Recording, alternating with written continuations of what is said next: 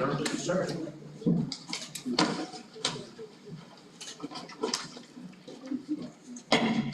I call the December 2nd, 2024 City Council meeting to order. If everyone would stand for the pledge and remain standing for an invocation. Pledge allegiance to the flag of the United States of America and to the republic for which it stands, one nation under God, indivisible, with justice for all. Lord Heavenly Father, thank you for such a beautiful day that you put in front of us here. And Lord, help us here this day as make wise decisions for the betterment of our community. And help us to take in all public comments and take those into consideration as we guide our city forward. In your name I pray. Amen. Amen. Ms. Sykes, please call the roll. Councilmember Jernigan.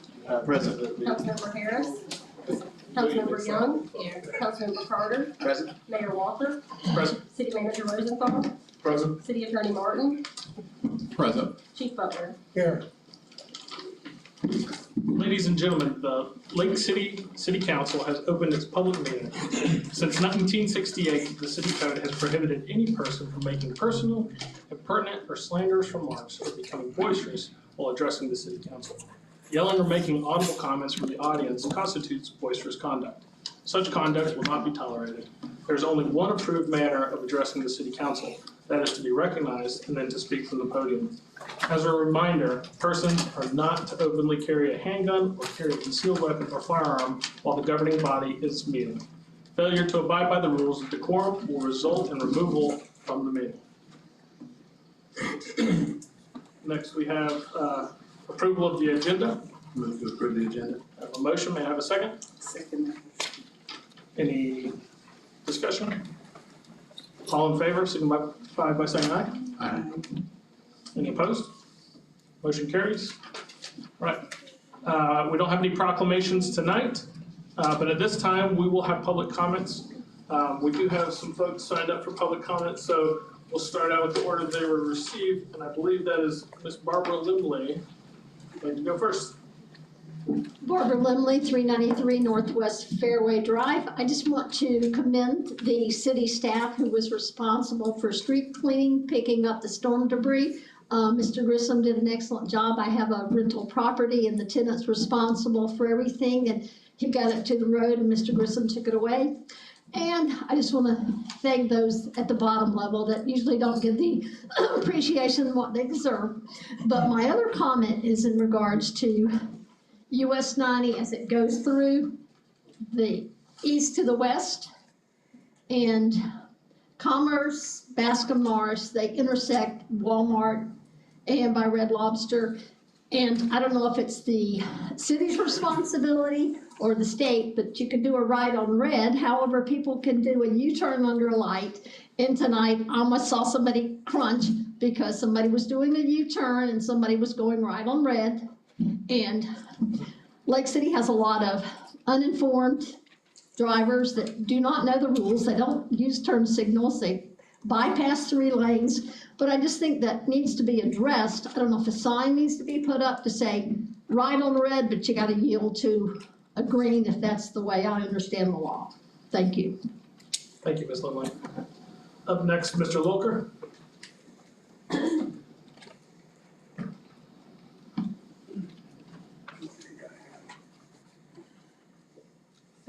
Thank you very much, Mr. Mayor. I got a Stu Lilker, Columbia County Observer.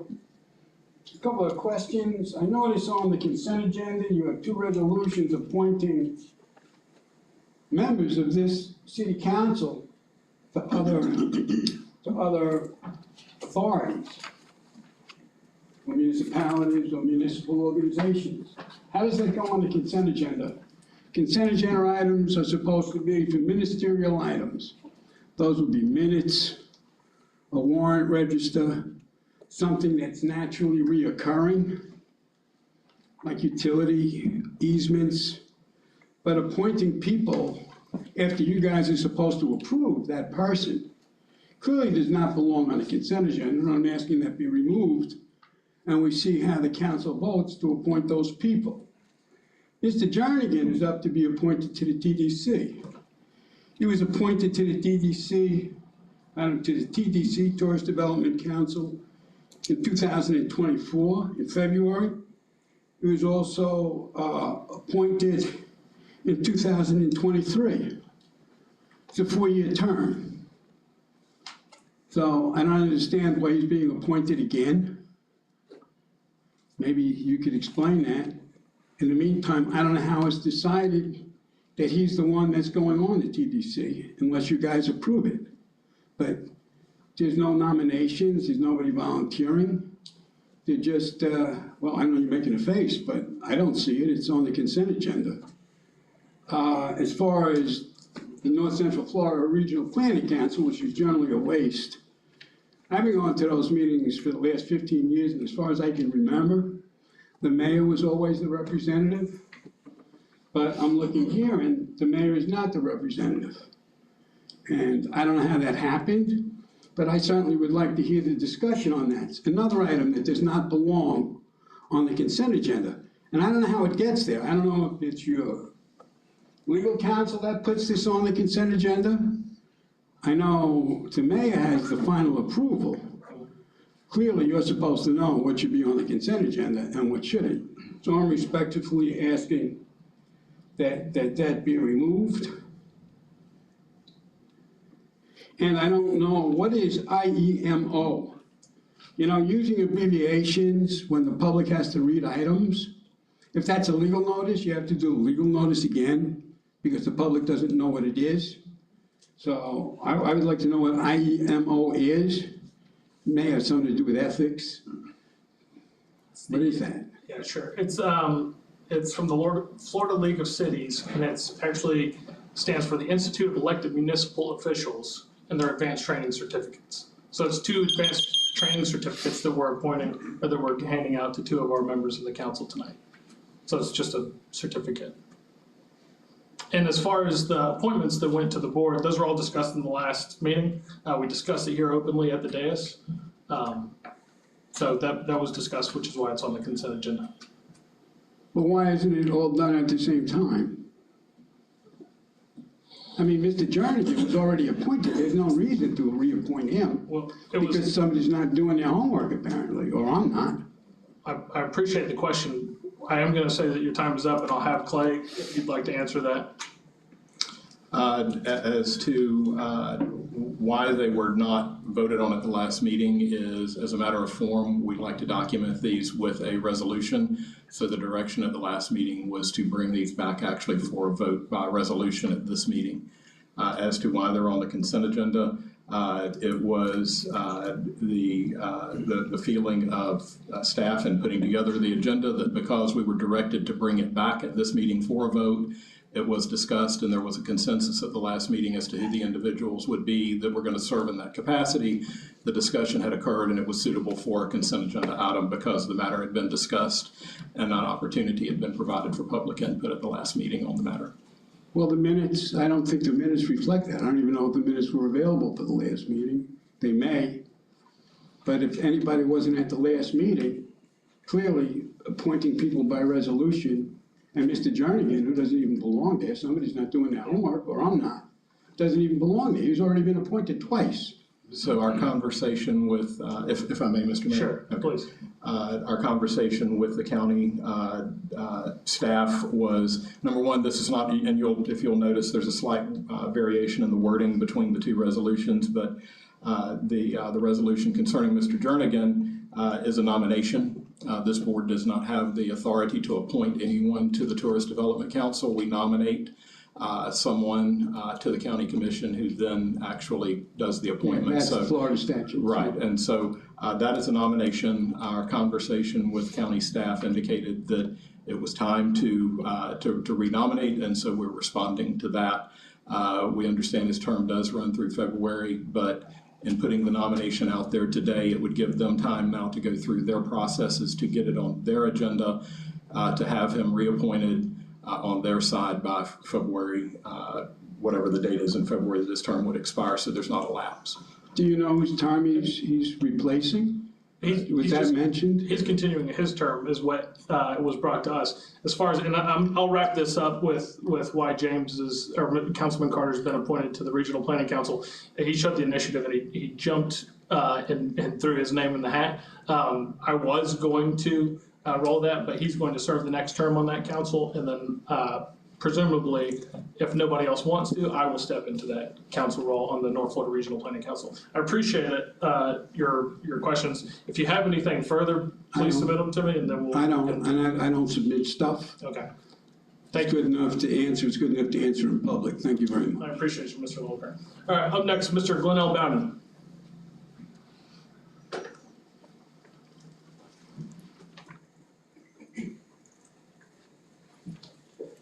Thank you, Mr. Mayor, Council. Glenn R. Bowden, 1156 Northeast Bascom Norris Drive. At our last, Mr. Mayor, I sent you a letter, a brief letter outlining the situation with the railroad crossing. At our last meeting, Councilwoman Harris brought it up, and there was some conversation, and someone said that there was nothing the city can do about the railroad crossing. And I just want to revisit that because there's nothing the city can do in terms of repairing the railroad crossing. But I didn't put a record request because I think Councilwoman Young said they'd been working on it for a year. I put a record request to reveal that there was had not been any written communication between the city and Norfolk Railroad Company. It showed that Mr. Johnson indicated there's been 3 or 4 phone calls made to the railroad. There had been no response. So when you say to the public there's nothing you can do, you need to clarify what you mean by that, because there's something you can do. You can send a letter from the city attorney outlining the problem, dictating, saying to them that it's a problem, it's a threat to the safety of the community. But to say that there's nothing we can do is to surrender the safety of our community. And I think that's a bit much. So I'm not going to spend a lot of time talking about that, but I would say to you that that's a serious problem. You can't just talk about there's nothing you can do, because there are something you can do. There's something I can do every meeting, but going forward, I'm going to talk about the railroad problem if there's something done with it. But what I really want to talk about tonight, Mr. Mayor, at the last meeting, Waste Pro was on the consent agenda. And I came to this podium and I talked about Waste Pro and I mentioned about the recycling. That they're not passing out recycling bin, giving a new recycling bin. So I called Waste Pro on Wednesday last week just to be sure they were picking up. Much to my surprise, the lady at Waste Pro told me that on the Thursday, that was Saturday, was the last day that they're going to pick up recycling. Now I got a concern about that because I'm in the recycling, seriously in the recycling. I think we need to protect the environment, protect the landfill for our future. I don't understand how it could be on the consent agenda, number one. And on that consent agenda, that recycling is going to end for the citizens within the city of Lake City. And nobody said anything to me. I left from this podium, walked back. The city manager said, oh yeah, your rate's going to go up 33% for the next 5 years. But anybody here knew that recycling was going to end? Did you know that? I didn't, no. Mayor, if I may. Sure. We went through a contracting process with that organization, and the vast majority of the people we found weren't using recycling, and our rates were gonna go up considerably. But by not doing recycling that people weren't utilizing anyway, we were able to save some money and keep our rates down. So we opted to do that. I understand. That's the same thing the person with Waste Pro told me. My concern, however, Mr. City Manager, if you don't mind, is that the public should have known that. I don't understand how you can make a change to recycling and don't tell those of us who are in the recycling that's going to change. I don't get that.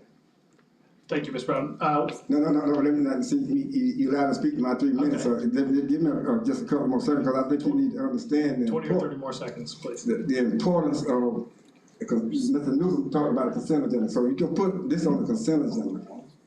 On the consent agenda, you did not even know that recycling was in it. Nobody could knew it. I took the time to read it, to talk about it. I think the public deserved to know in advance. The city man's correct. 10% of people using it, 5% of those putting the wrong thing in the bin. I get that. But that don't mean we shouldn't know, and you shouldn't use the consent agenda to suppress public comments, because that's what happened. Yep. If it's on the consent agenda, that means that I can make a comment. So let me ask you this, I'm gonna sit down, because I know you wanna stick to your 3 minutes rule, you read that little statement. Last question, please. That don't worry about it. But if you don't think it's a problem to have a consent agenda item like that, and the public don't know about it, then you're suppressing public confidence and public participation, because there was no effort to educate the community. Why wouldn't the effort, okay, Mr. Brown, you're starting to loop. I appreciate what you're saying, and I appreciate it. Thank you very much. All right, next we're going to move on to the consent agenda. Motion to approve consent agenda. We have a motion. Do we have a second? Second. We have a motion and a second. Do we have any discussion from the desk? Hearing none, I'll go ahead and call for a vote. All in favor signify by saying aye. Aye. Any opposed? All right, motion carries. All right. Next, we have presentations. First, we will do our first of two presentations. I'd like to present Councilmember Shabella Young with a certificate of completion from the Florida League of Cities for her attendance at the Institute of Elected Municipal Officials Advanced Training in October, which was on October 25th and 26th, 2024. And Councilmember Tammy Harris will also receive a certificate of completion from the Florida League of Cities for her attendance in the Institute of Elected Municipal Officials basic training that was held on October 5th and 6th of 2024. Congratulations to you both. If you'll join me down front, I'll present these to you and we'll have a photo.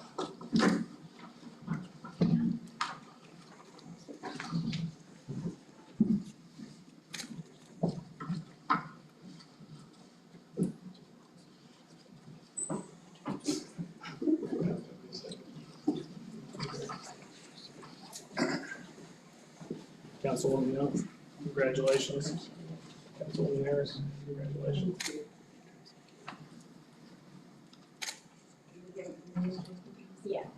Yeah, absolutely. Here, hold on. Sorry. If you'll step over here, we'll get them individually.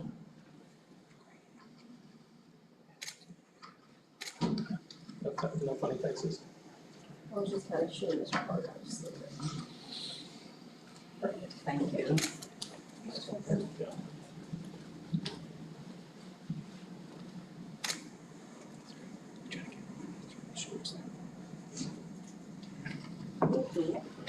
Congratulations. All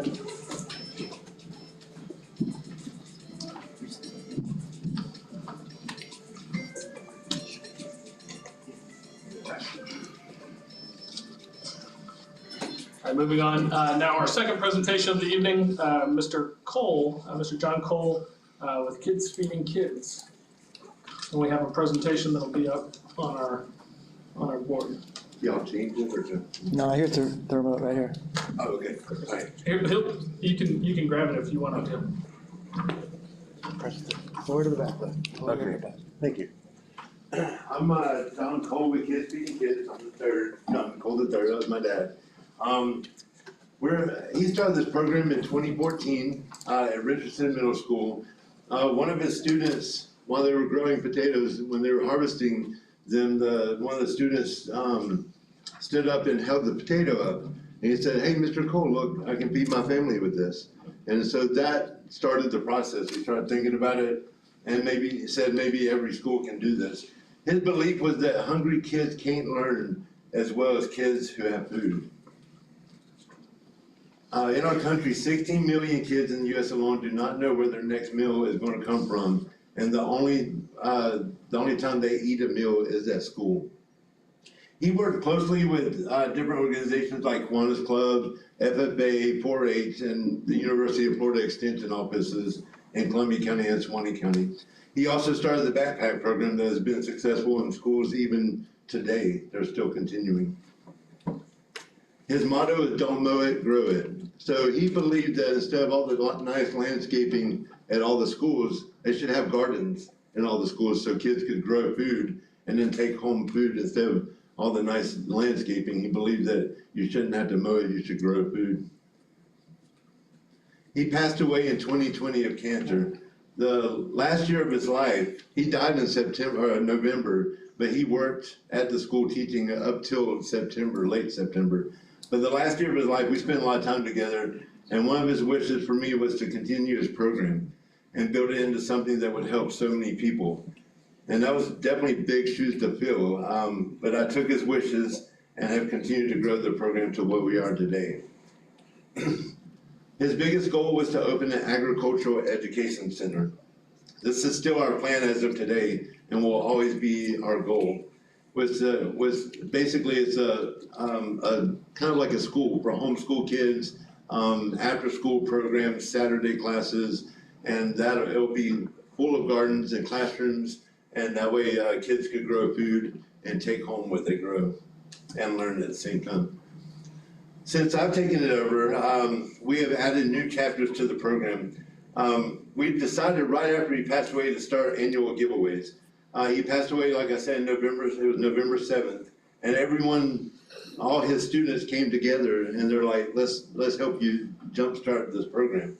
So they helped me take off with the program. So we picked about 10 families, I believe it was, to help for Thanksgiving, and we had about 25 kids we gave presents to the first year. It was just a month or so after he passed away. We are now in our 4th year, and we have helped over 100 families for Thanksgiving, and we'll help about 100 kids for Christmas. This year, we will be helping over 200 families for Thanksgiving, but I wrote this before Thanksgiving, so we actually helped 250 families.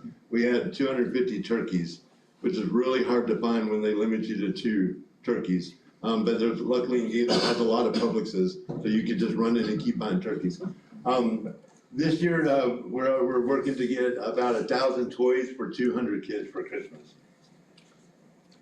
This was last year. You can see all the presents, all the toys. What we do is we have it at Heart to Heart Academy, and the kids go into a big room. They watch a movie. We feed them. We do face painting and games. This year we're having the Grinch and Santa is supposed to show up.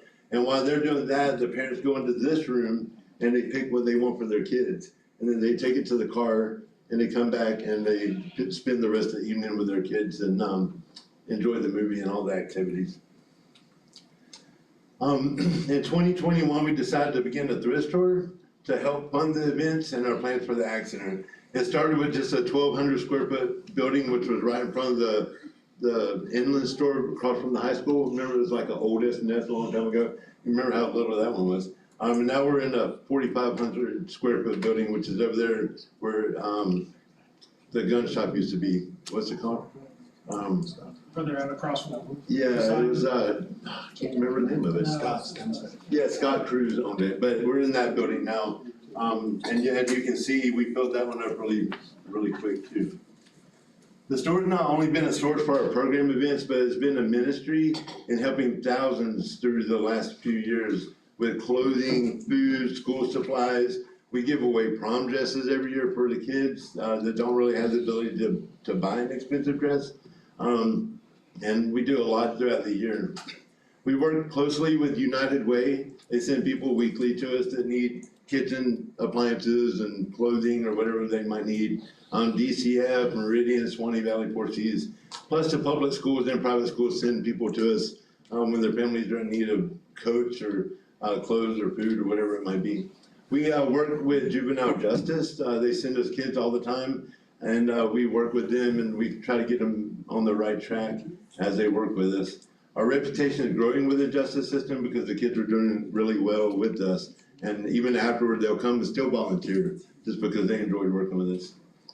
We also recently found a supplier in Jacksonville who brings us pallets of food. They brought us like 200 pallets of bread not too long ago, and we were able to give all that out in 2 days. Our newest venture that we did was right after the storm, Helene. We went to North Carolina with a U-Haul truck and 2 cargo trailers full of diapers and wipes, baby formula, even breast milk, which I never knew that was a thing that people donate. But we took it up to Helene and or took it up to Swananoa and Asheville and served that community for a few days.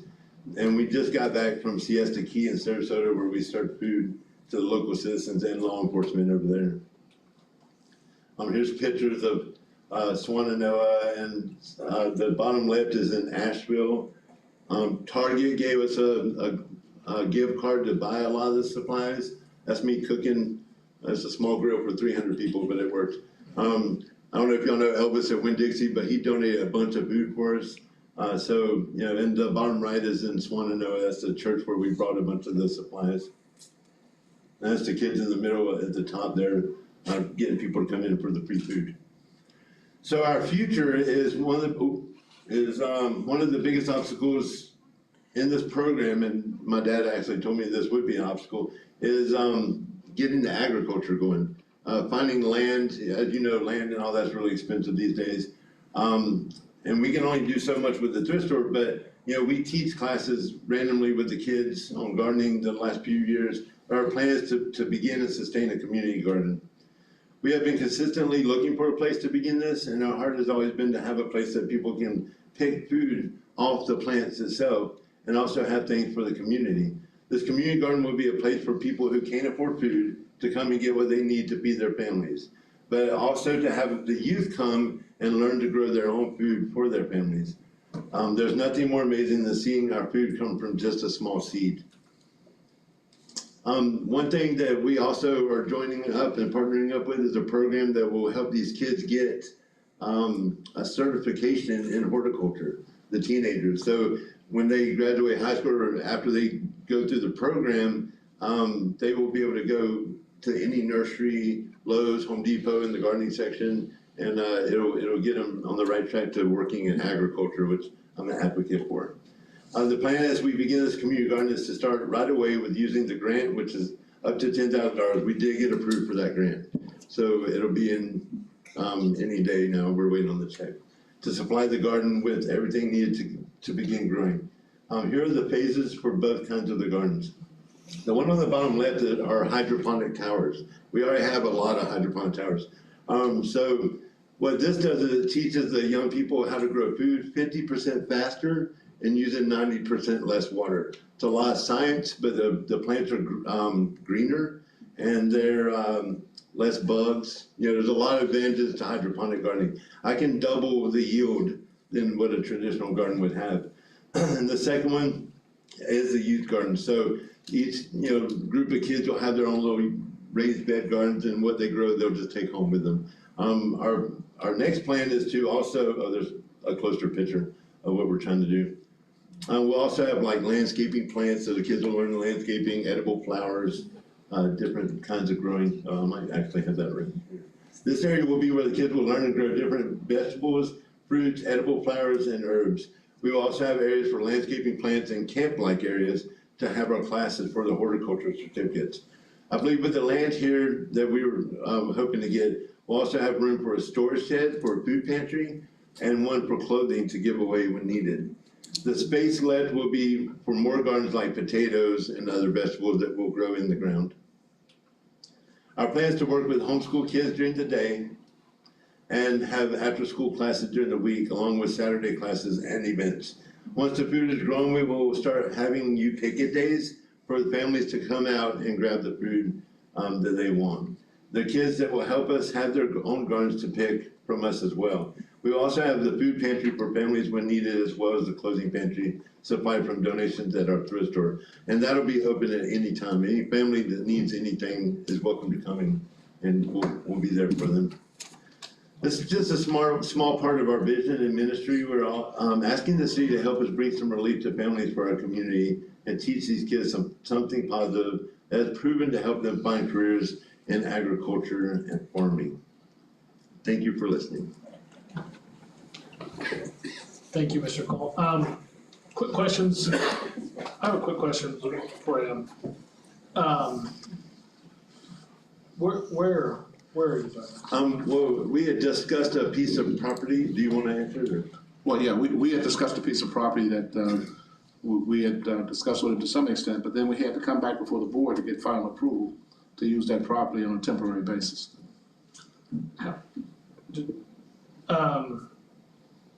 Yeah, I'll open it up to the dais for questions to ask Mr. Cole questions, because it looks like you, Ms. Chabelle, have a question. Yes, I do have a question, and I believe that property is in District 10. Yes. May I get the specific area, please? Yes, Mayor, if I can. This property is north of the tracks. I think it's off of Martin Luther King Street. In Texas. In Texas, yes. Yeah, around the corner. Okay, my concern is, first of all, I expected a specific plan of action for this, project. I wanna see, what is the property gonna look like? I'm very concerned about the appearance. I'm concerned about the longevity, because when you're talking about gardening, that's not just you gotta have, workers, committed workers. And this is a big deal, and I do appreciate, everything that all of the accomplishments that your dad set forth. And I do appreciate, your wanting to carry it on out, and for the children and for the community. When you talk about gardening, and especially, raised beds and all of this, you gotta really work hard to keep the appearance. I'm reminded of a gardening, I was working at Richardson Community Center, and there was a garden over there. And keeping it up to par, keeping it running. And then my question is, are you certified in gardening? I don't know many farmers that are not certified in gardening. I mean, I've been doing it for, I don't know, like 15 years or so. If I may, I just want to see, how far along on this process are we, Mr. Rosenthal and Dick? We're not that far along. We just identified the land, and then it had to come before council to see if we would actually be used. To see if we would see, okay. Where exactly? Hold on, he said it was Martin Luther King in Texas. My question, for standard procedure, first of all, I'd like to tell you this is a wonderful program, it looks great. And I see the things that you do for kids in the community. I would be remiss on this board though, if we don't have do we have a standard procedure for use of city assets this way? We do not. This was a one-off. Okay.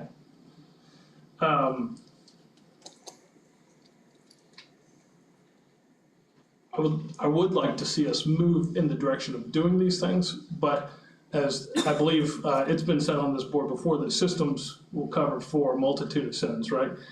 Which is why we created the grant system, so that one-offs were very structured in the way that they came to us, or that city staff could bring us a recommendation on how we use these assets and how they're maintained and how the liability is covered and who's using them and all of these things. So those are my thoughts and questions, and those were more for them. Again, I think the program's great, but does anybody else have any questions for that? I'm sorry for cutting in on you. I appreciate it, because this is in District 10. Sure. And District 10, we're looking to build areas to bring a greater appearance, a nice appearance. We're working on District 10, and I just don't want to bring, and I say anything, but I'm not saying anything bad about what you have. It's a great idea of a project, but I'm very particular about what we bring to these different areas in District 10. I'm particular about Lake City, but I'm more about District 10. And that's why I asked for a presentation, because I want to know, what is this going to look like? How is it going to be maintained? You know, I'm just. It sounds to me like we have a little bit more on staffing to work out before we actually make a decision on something along these lines. We can do that, Mayor, and bring this back. Councilman Carter. Mr. Mayor, if I may, I just want to voice, I've been in Kiwanis Club of Lake City for many years. We've worked with Mr. Cole and his father. I've seen the grow towers and all of that stuff in action. They're really remarkable how efficient they can be for the growing up the way they do. I've seen it set up at Richardson. It's been a few years ago when Mr. Cole II was doing that there. It seemed like a very tidy organization. The towers, by dint of their very shape and appearance, are generally speaking a tidy operation. I would say we don't have folks coming and asking us about using land for community gardens very often, or at all, as far as I'm aware. I'm certainly in support of us doing that. Obviously, if we want to figure out a system for how we deem it and also for rules on how it's upkept, I think that's all important. Certainly, if it's something that's starting to fall into disrepair or look bad, we should have the authority to say, hey, sort this out or don't use it. But again, I'll just say that Kids Feeding Kids has been a quality organization. I've seen that work for many years, and I think it's something worth supporting. We also have to remember, if you don't mind me saying, is we work with a program of elderly people that also work at our store, and they have different programs, or they work at different, locations. They will be with me, plus the homeschool kids would be with me, during the daytime, and then after school classes, we're with, FBLA joined with us, FFA, we work with them a lot. So it will be a very nice looking place, because we will landscape it, we'll have the towers, we'll have the raised beds. So it'll be a really nice looking place, and, so. Ms. Harrison, then we'll come back to you, Councilwoman Young. Okay. I think what Ms. Young's concern is, we've seen this before when they did it at Richardson Gym. And in the very beginning stages of it, it looked good. But over a period of time, people got lax in coming out, keeping it up. And that particular area, you could see that wide open. So I think that's where she's concerned at. Right, and Maybe perhaps with we could find another. Richardson, Location. Yeah. with Richardson, we came in, we cleared, and we cleaned it up, we painted the building, we cleaned the building. The lady that was in charge of it ended up getting cancer, so she wasn't able to continue working at all. So we started growing and all that, but with her cancer, she had to have her tongue removed. So that was an unforeseen issue. Plus, we were getting locked out of the gate by somebody, so that was another issue we had. So Yes, Councilwoman. So Mayor, maybe we should check with, Richardson Community Center, the county, and see if you can pick that up and start it back. Did I hear you say he worked with them on the Richardson? this is the time where the city and the county were trying to figure out who owned what. Yeah. And we came in, we cleaned the gardens out, we cleaned the building, we washed it, pressure washed it, painted it, had it looking nice, and then, like I said, Miss Betty ended up with cancer. So she wasn't able, she was out, that was like her daily thing, and it was small gardens that she could do. Mr. Well, Mayor, since it's already there, and the garden has already been started there, then I think that's a great, place to start it back. Okay, Councilman Carr, well, I was just, I thought you were done. Councilwoman Young, I to bridge apologize. off what she's saying, I believe that's county property, so that wouldn't be up to us. Sure. Councilman Jernigan. Oh my, listen,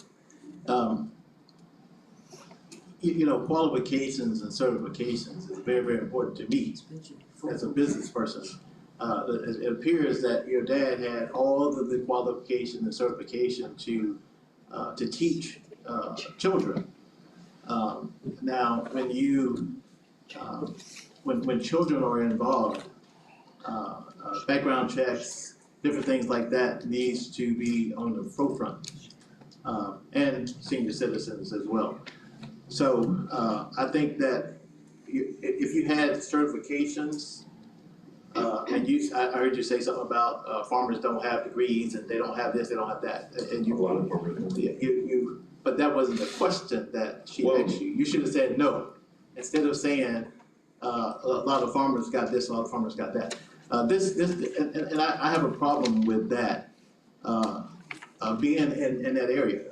It has to be kosher with District 10 and the councilwoman over that district. So, coming to the council, talking to all of us, but it has to be some type of, obviously, she's in the grooming. She wants everything to look good in that district over there, and we don't want to decrease the value. We want to upkeep everything over there, so. And again, I love the fact that you have this program where you feed all these children all over the place, and obviously you got some land somewhere that you're doing it now. And We do have your vision is great. Yes, sir. But get the proper credentials, and the proper certifications, and then, me personally, I'll be all for that. Yeah. Other than, you have to talk to the mayor. Other May I than, say something? you have to, and again, we have programs at the college, we have programs at the high school, we got them at this school, that school. Get into those programs and work with those young men and young women farmers, and I think you'll be fine. I apologize that I made this kind of a free-for-all. If anybody on the dais has a question for Mr. Cole, does anybody have a question for him? I have a question, Mayor. Yeah, please. You did tell us you worked at the high school before in agricultural. That was my dad was a high school teacher. That was your dad, that was No. never you? No, I worked with a private school teaching agriculture. My dad was a school teacher, went to school for teaching, but he wasn't a certified agriculturalist. You know, he went later on and got a certificate through, the Florida Gateway College later. But when it comes to gardening, I mean, if you know the science behind it, it's not really a degree in hydroponics isn't necessary. Mr. Mayor, if I may, my wife and I do quite a lot of gardening. We go to a lot of gardening things. I would say that from my brief experience, most people that run community gardens aren't master horticulturalists necessarily. Growing a potato, you know how to grow a potato, you know how to grow a potato. I think we're getting a little bit in the weeds on some of this stuff. The question is whether or not we want to let the 501c3 Kids Feeding Kids use a piece of currently unused city land to run a community garden. It's still our land. If they wreck the land, if we don't let them do it, I don't think it's all that complicated. That's just my 2 cents. Thank you. My only thought on that, and this is kind of where I started the question, so my question again, would be for staff is how do we, because this isn't our only piece of land, this isn't our only asset, is how do we structure it to where if we allow Mr. Cole and this very worthy cause of kids feeding kids to come in and produce well and use the city's asset, how do we create a fair structure so that other folks who have similar 501c3s do the same? Or is this truly just a one-off? Again, if we allow one, we're opening a gateway for many, and not everyone will be as commendable in their mission as Kids Feeding Kids. So I think that's where I think the work has to start here. I know that's my hang up on it, right? So that would be my question for staff. And do we have any thoughts on that?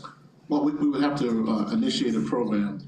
I don't know if the mayor would consider it worth staff's time initiating a program for just a one-off program. Sure. How much of a one-off this is, I couldn't tell you because it's the absolutely first time that I've seen this come up. But we could, if the mayor wanted a program, we could certainly establish one. Interesting. Mr. Mayor, if I may add one more thing. I think that a system like this may be similar to how we have leased the building that's called the Women's Club. The city owns it. We've leased it for years to the Women's Club for I think like $1 a year, something like that. I think that's somewhat common with buildings and land. In those cases, that may be the system that's already in existence for that sort of thing.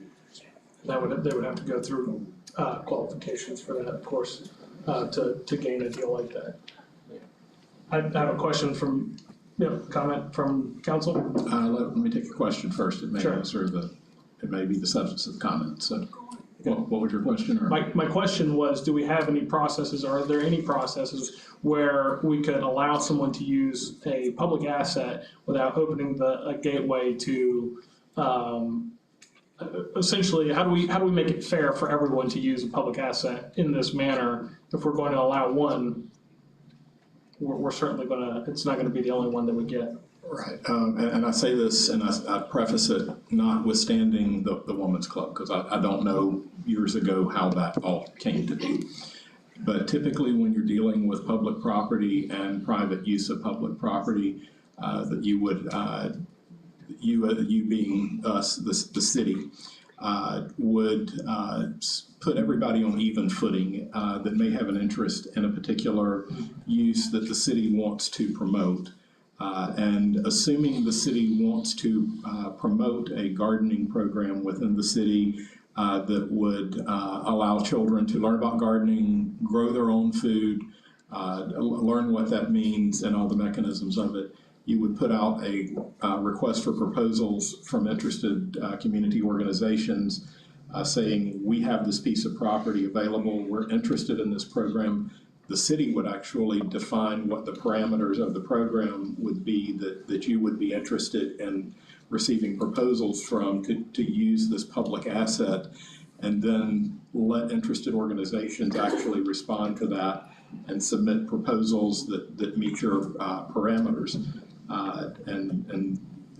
We've had some discussion about this just in passing on the staff side, and that's generally kind of been what we've tossed around, but kind of pending this presentation and the feedback from the council before doing anything else. But on the legal side, that would be my recommendation, is to put anyone who's interested on legal footing, knowing we don't have infinite numbers of places that meet the possible requirements to allow a community garden. If the council wants to make this a program of the city, or a public use of city land, I guess is the better way to put it. It wouldn't necessarily be your program, but it would be a public use of land to allow anyone who's interested in having such a program as we define it to submit a proposal to do it. Because elements of this, there would be a requirement, I think, that you'd have to put in water. There's no water meter on this particular parcel, so somebody would have to invest in putting in the water. There's no fencing and security, so whoever's taking this on would have to, presumably, we would want some sort of fencing and security system there. Because we're dealing with agricultural products, we would want some sort of definition on the processes that they're going to use and practices they're going to use to grow their crops. For example, the city may want to say that we don't want to allow organic crops, because organic crops could allow for the spreading of manure on the property, and overuse of manure and nitrates on the property could lend itself to nitrates being amassed on the property over time if not properly applied and tended to. So those kinds of things, when you're talking about an agricultural operation, need to be taken into account when we're putting together what it would be that we would be asking somebody to respond to. Thank you. Mayor, I don't think nobody's thinking, Mr. Cole, we don't wanna make you feel like what you wanna do isn't a good idea, because it is a good idea, and I love it myself. But I think the problem is, Ms. Young really don't think that is an appropriate spot for that. Okay.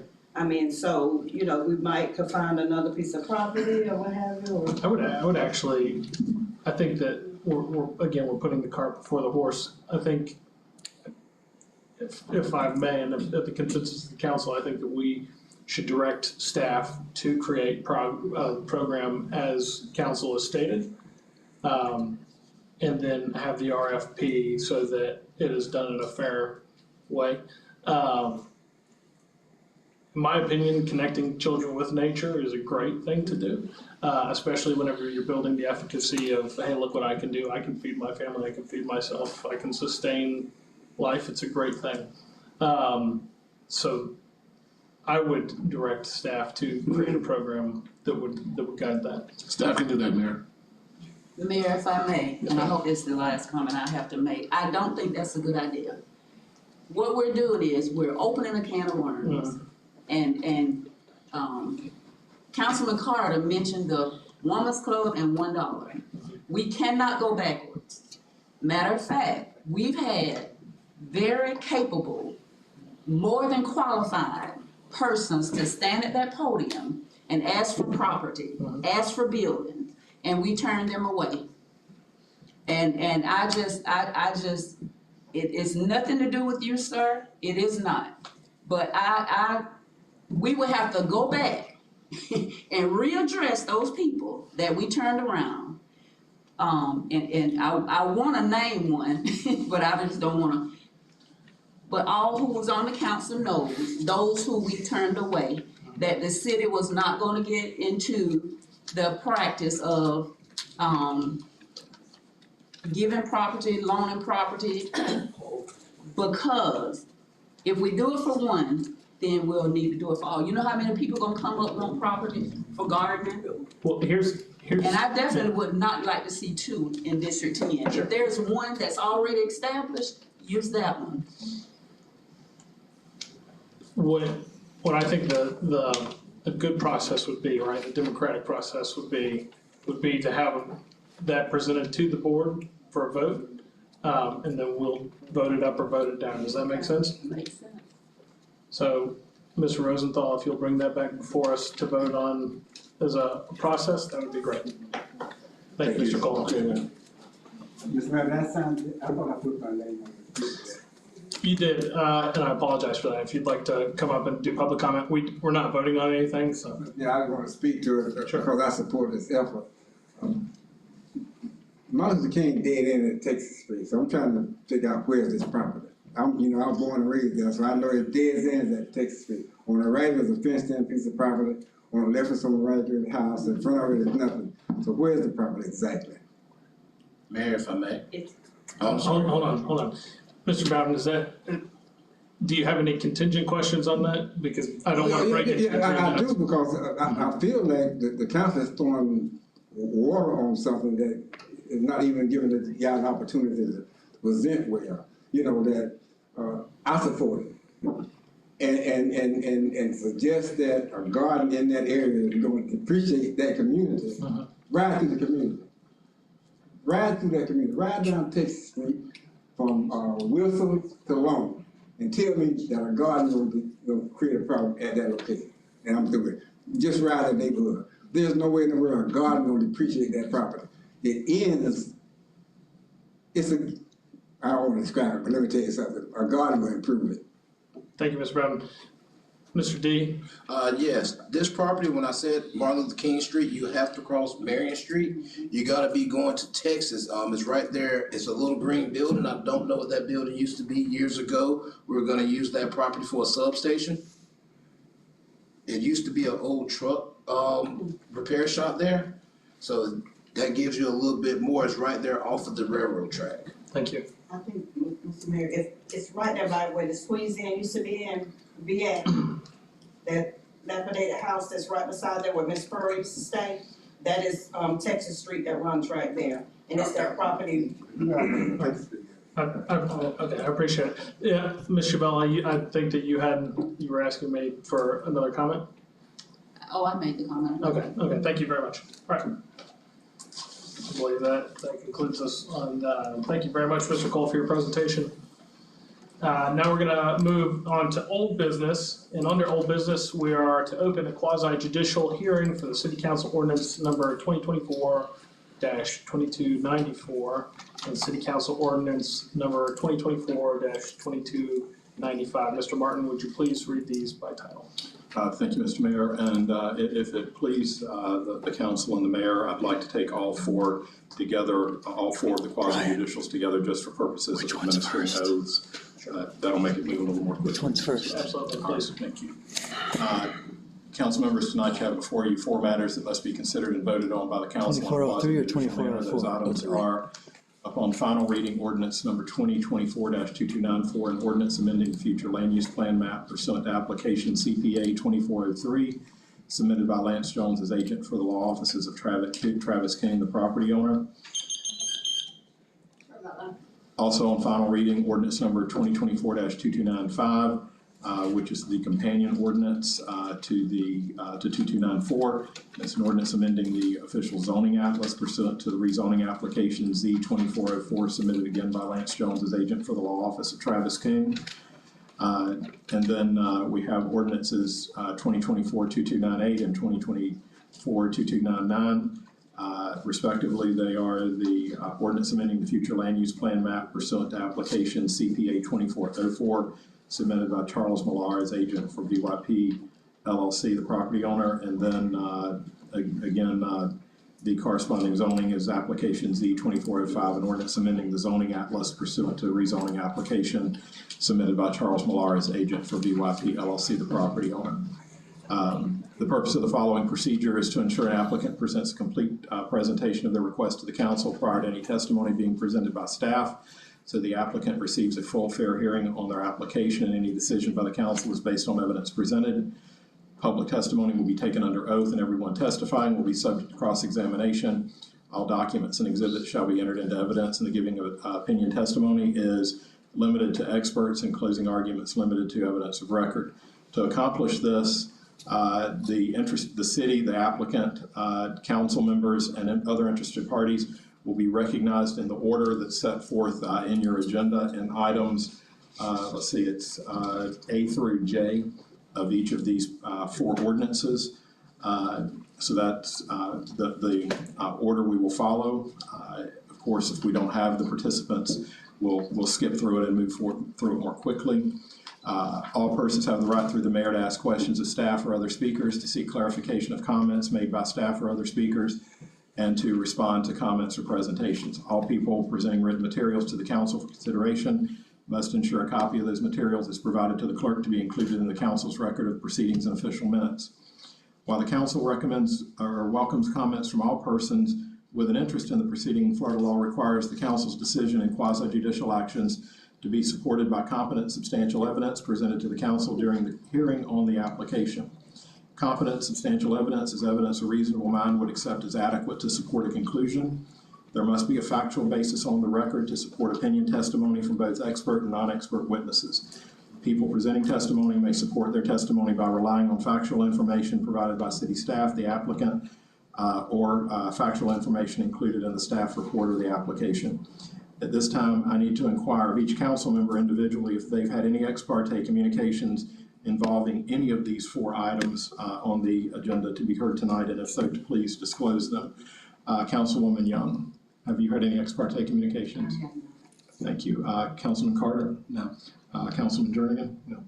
Councilwoman Harris? No. And Mr. Mayor? No. Okay, let the record reflect that there have been no ex parte communications on any of these 4 items by members of the council. At this time, for each of these 4 items, if there's anyone present that is going to speak for them, either on behalf of the applicant or the city, if you could stand and raise your right hand. I see Mr. Jones back there. Is there anyone here on behalf of VYP LLC to speak to that application tonight? Okay, seeing none. Mr. Thomas, Mr. Jones, do you each swear to tell the truth, whole truth, and nothing but the truth? I do. All right, thank you. I do. All right. Council members, you have before you proposed, first you have before you proposed ordinance 2024-2294 on final reading, which states an ordinance of the City of Lake City, Florida, amending the future land use plan map of the City of Lake City Comprehensive Plan as amended, relating to an amendment of 50 or less acres of land pursuant to an application CPA 2403 by Lance Jones as agent for the law offices of Travis King, the property owner of said acreage, under the amendment procedures established in sections 163.3161 through 163.3248 Florida statutes as amended, providing for changing the future land use classification from residential moderate density, allowing up to 4 dwelling units per acre, and or residential medium, allowing up to 8 dwelling units per acre, of the limits of the City of Lake City, Florida, providing severability, repealing all ordinances in conflict, and providing an effective date. At this time, Mr. Thomas, if you could provide an introduction and summary of proposed ordinance 2024-2294. Thank you, Mr. Attorney. As stated by the City Attorney, ordinance 2024-2294 is the land use ordinance that would approve on final reading the land use change for these parcels. You heard them last week. If it please the council, because of the brevity of the presentation, I could go through rather than just do an order. There's not much to do an overview and then the staff report, because staff report's very brief on this type of land use action. So again, just to refresh everybody's memory, it's a petition to change future land use from residential moderate, which would allow for 4 units per acre, and residential medium, which would allow for 8 units per acre, to commercial. The companion petition is changing the zoning from residential single family to and residential office to commercial general. We unify the 3 or 4 parcels that are in the petitions, and those are the parcel numbers themselves for the petition. Again, building department had no comments, which is typical at this level of design. They'll have comments later while plans come in. Same with utilities. Generally at the land use change or the rezoning stage, there's not a lot of comment for utilities. That'll come again once the plans have been submitted and they have actual information about connection locations and such and demand needs. And then the outside agency reviews, also again, generally boilerplate responses. That's the standard response from the Water Management District. Everything might need an ERP permit until they see the actual proposed use. And same with the county, they didn't have any issues at this time. So again, on October 8th, this was heard by the Planning and Zoning Board, and they referred it to the council for approval under Resolution 2024 PZ CPA 24-03. And then again, at the previous council meeting, November 18th, it was approved on first reading by the council. And so here you can see on the future land use map, you've got the essentially 4 parcels, and they have various different residential, moderate, medium, or commercial. Want to unify that all into commercial, which is basically the same as what most of the surrounding properties, especially at the intersection, have as a future land use designation. And moving forward on the zoning part, same kind of issue, unify it all into commercial general, which again is surrounded, the area surrounding that is also in commercial general. So it's consistent with the area. And with that, staff report is complete. Any questions? Thank you, Mr. Thomas. At this time, Mr. King, you're moving that into the record? I'd like to move the record. All right, thank you. Staff report into the record, yes. And Mr. King, at this time, did you have a presentation?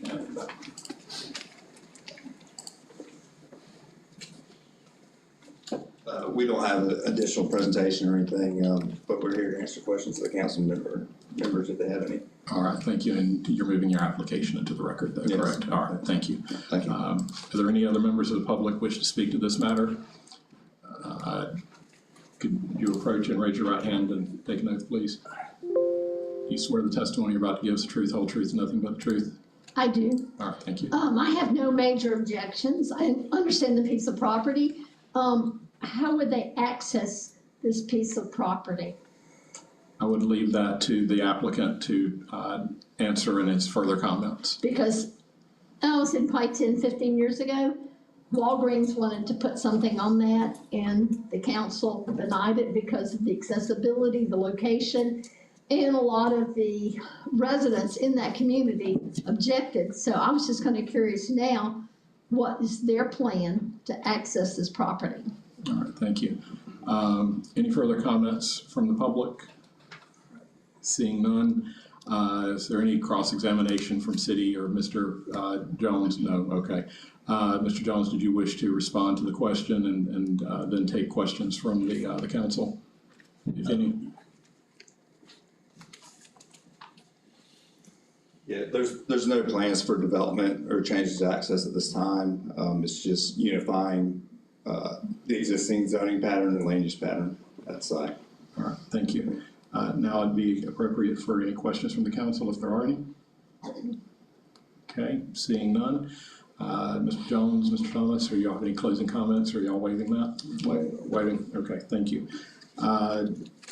So moving forward, the decision of the council should be based only on the evidence provided by sworn witnesses. In addition, the application may be adopted if it preserves the internal consistency of the city's comprehensive plan, complies with applicable state laws, and does not confer special privileges or rights on any person. At this time, the council may discuss the application, the testimony, and any findings of fact, and vote on the proposed ordinance 2024-2294. Should the council wish to adopt said ordinance, the appropriate motion will be to adopt ordinance 2024-2294 as read by title only on second reading.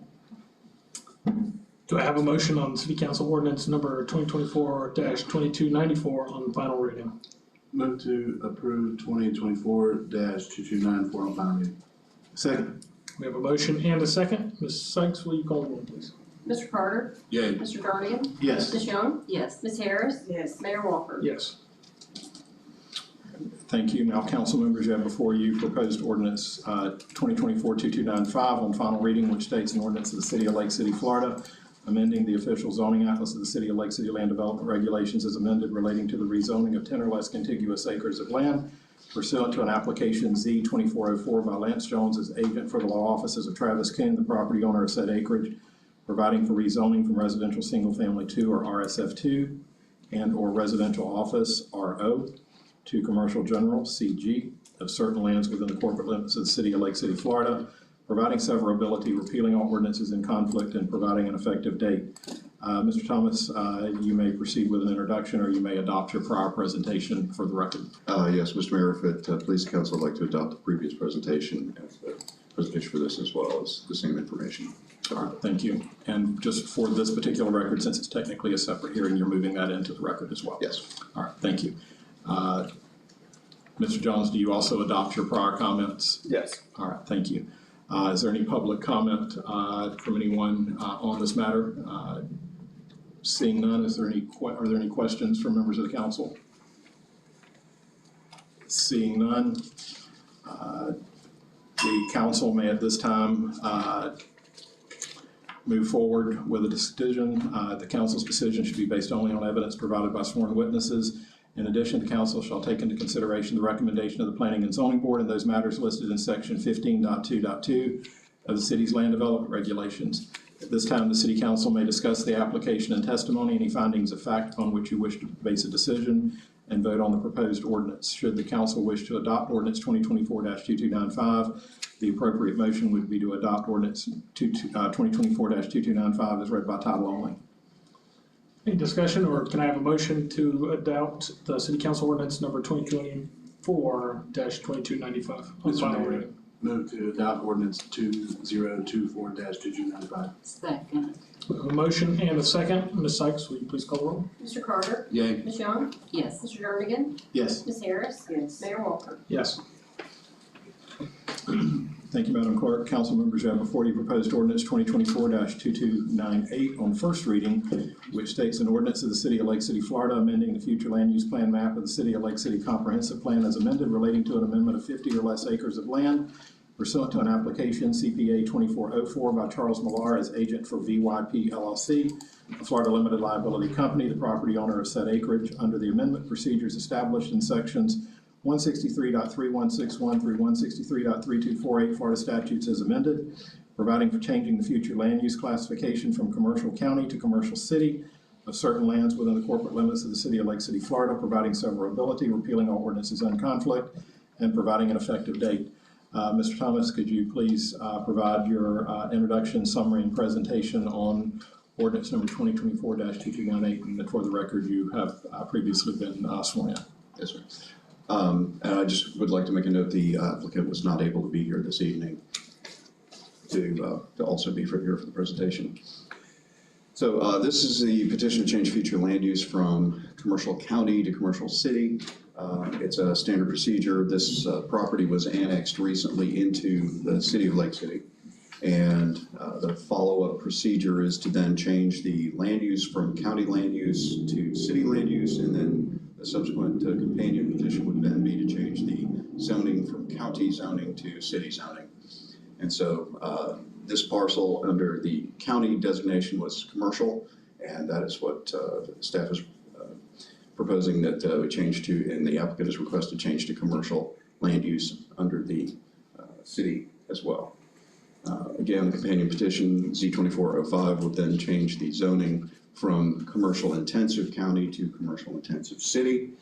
And it was October 7th that it was annexed in. And just for the record, the designations for both the land use of commercial and the zoning of commercial intensive between the county or zone code and the city code is very similar, not necessarily identical, but the allowed uses and everything are substantially the same. Again, did not have much in the way of comments. Again, it's the land use and zoning stage, and so most of the departments are not going to have any input at that point. They'll come in later at site plan and actual building permit request. And then outside review from FDOT, Swanee River and School Board. County, again, it's the same. They had no issues at this point. Just to help you identify where the subject property is, it's over at on US 90, southeast side of US 90, next to 247, I believe it is there, the street name. But again, a single parcel this time.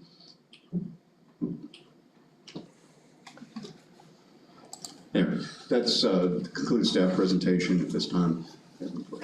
And you're moving that into the record? I'd like to move the staff report into the record. All right, thank you. And just for the record, is there anyone here to speak on behalf of the applicant? Seeing no one, are there any members of the public that wish to speak to this particular matter? Seeing none, are there any questions from city staff, city council to city staff on the matter? Seeing none, at this time it would, you don't have any closing comments, I assume, so. All right, thank you. At this time, this would move forward before the council for a final vote. The decision of the council should be based only on evidence provided by sworn witnesses. In addition, the application may be adopted if it preserves the internal consistency of the city's comp plan, complies with applicable state laws, and does not confer special privileges or rights on any person. This time, the council may discuss the application and testimony and any findings of fact upon which you wish to base a decision and vote on the proposed ordinance, following an appropriate motion and second. Should the council wish to adopt ordinance 2024-2298, the appropriate motion would be to adopt said ordinance on first reading as read by title only. Would anybody like to make the motion to adopt City Council Ordinance number 2024-2298 on first reading? Mr. Mayor, I'd like to move to adopt ordinance 2024-2298 on first reading. Motion and a second. Ms. Sykes, will you please call the roll? Mr. Carter? Yay. Ms. Harris? Yes. Ms. Young? Yes. Mr. Jernigan? Yes. Mayor Walter? Yes. Thank you, council members. You have before you the final and fourth ordinance in the quasi-judicial hearings tonight. It's ordinance 2024-2299 on first reading, which states an ordinance of the City of Lake City, Florida, amending the official zoning atlas of the City of Lake City Land Development Regulations as amended, relating to the rezoning of 10 or less contiguous acres of land pursuant to an application Z2405 submitted by Charles Millar as agent for VYP LLC, a Florida limited liability company, the property owner of said acreage, providing for rezoning from commercial intensive county or CI/CO to commercial intensive CI of certain lands within the corporate limits of the City of Lake City, Florida, providing severability, repealing all ordinances in conflict, and providing an effective date.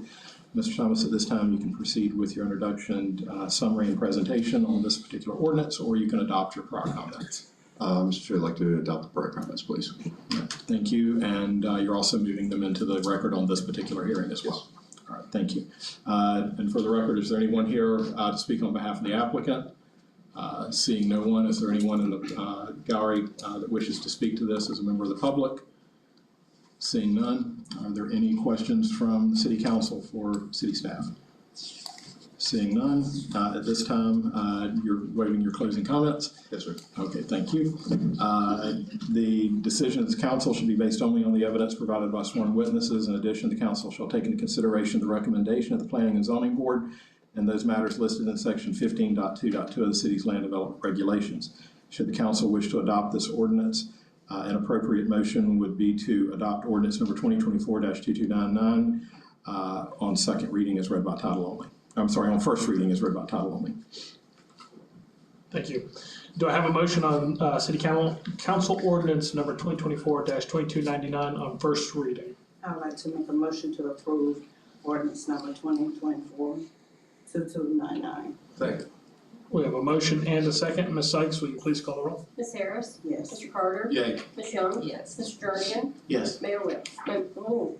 Yes, that's okay. That's okay. 10.5 years. Yeah, it's muscle memory. All right, so now we're on to resolutions. We don't have any. I am going to, we're gonna take a quick break and we'll be back in 10 minutes.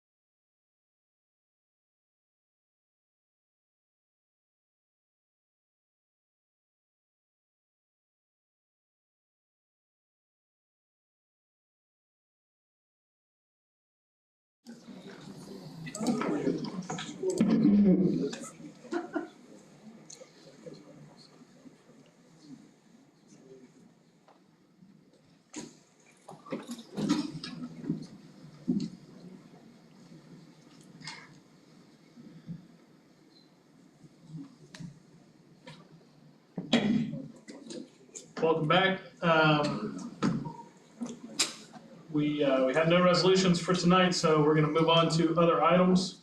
And we'll start with number 11, which is the discussion of possible action and request for code enforcement lien forgiveness by Mr. Daniel Ox, a buyer for property at 301 Northwest Jefferson Street, located in District 12, sponsored by me.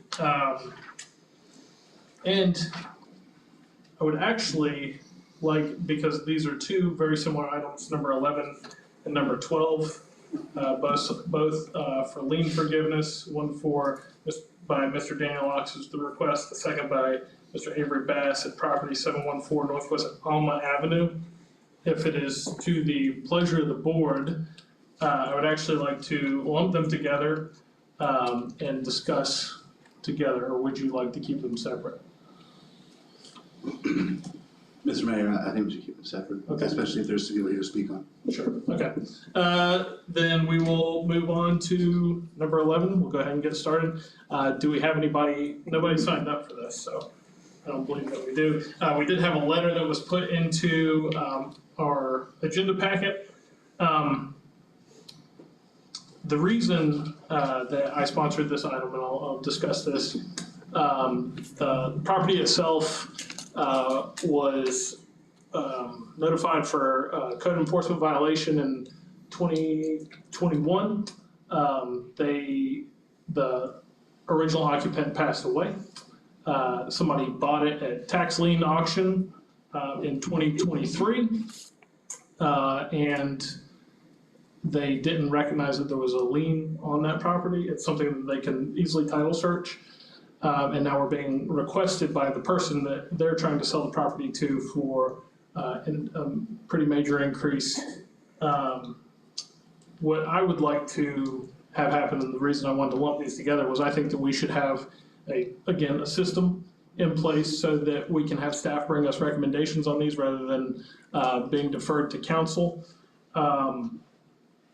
It's my personal opinion, having lived in the Gwynn Lake neighborhood where I myself have reported folks for code violations that have racked up substantially, and then watched the council then forgive these code violations without any action being taken place on them to the tunes of $40,000, $50,000, only to watch those properties be sold for a major increase just around the corner from my house and at a bus stop where kids sit outside and had to sit in that trash while they were waiting for the bus. I'm not a huge fan of these lien forgivenesses. However, I am a fan of the reclamation of the issues, a major fan of the reclamation. So if the system that I would look for, and this is why I brought this in for discussion, would be ideal outcomes of quick reclamation of the ordinance issues. So if they're asking for lien forgiveness, give them 60 days tops to achieve that lien forgiveness, and only a partial lien forgiveness, especially if it has sat for over a year in its current state, and I believe that both of these properties have. But the one specifically I rode by today at Jefferson, 301 Northwest Jefferson Street, which is at the corner of Jefferson and Virginia. It looks just like the pictures that were taken by code enforcement back in 2021. There have been no changes to that property. So those are my thoughts on it. I'll now open it up for discussion. That's why I brought it forward. So, Councilwoman Young? Yes, I do believe that this should be case by case and not all grouped together, because you have to consider the who, when, why, what. Sure. And in this situation, this first one, and you're saying that the person is deceased and the title search wasn't done, okay? Yes, that's true. And it's very important to do a title search when you're buying property. So the burden can't fall on us, not all of it, because the title search wasn't done. And I think I think at all times we should, at least request a percentage and not just write off the entire amount of the lien. And I agree with that. I also have a thought on when you, so I work in this realm to a degree, and by actually just the way that this person bought this property through a tax deed sale, did the title search. It's a very accessible process. You can always call a title firm to do that very quickly. But in this case, when you buy the property, you should at least take a look at the property and know what you have to do with it and do it pretty quickly. Upon talking to some of the residents in the area too, there's been one incident where they saw people trying to reclaim this property in the last 4 years. And that was just at change of hands, and now it's being sold here another year. So again, what my thought is I would like to have a system of staff recommendation so they can bring it to us, and then we work on the case by case basis, because ultimately it'll always be our choice, right? But my thought in thinking through this is, if the guy who is buying it is truly going to fix it up, great. We need the workforce housing. We need the owner-occupant housing here in this community. And if we forgive a percentage of it for the current owner, it would lend to that. But again, my thought is it needs to be reclaimed within 60 days to achieve that. So Mayor, may I ask, the current owner has owned it for how many years? Current owner, according to documents, has owned it since March of 23, so a year and a half. And when they bought it at the tax deed auction? And that was from the city, right? It would have been from the county. I believe they're the ones that run the tax deeds. It's the county? Yeah, it's county. I know it's out of order. Just a moment, Ms. Limley. Do you have any further questions? We'll get to public comment here in just a second. Okay, because I didn't put that on the list. Well, I was assuming that it was from the city that sold the property. And I think if we put property up so people can come and bid on them and they get them, I think that it should be a process whereas they know if a lien has been put on that property. So if that person buys that property, they'll know what they have to pay or not pay. It should be something. Well, the general process, again, as Councilwoman Young said, it's a very accessible process to find if there are liens or other claimants to that property. And so if you call in the other case, there was a title search firm employed. In this case, not at all. So what it tells me is that the current owner bought a tax deed from the county without, and it's a good deal. And you bought it for $8,000. Selling it for 30. The total lien on the property currently is over 65,000. My recommendation would be if they can achieve a 60-day reclamation within 60 days, that we forgive up to 90% of that loan or of that lien. Okay, the reason why I asked that, I have went to an auction and I have bought a piece of property, and at the moment that you're bidding on that property, the only thing you could probably usually get is where it is located, how much the taxes will start off, and you could bid on it.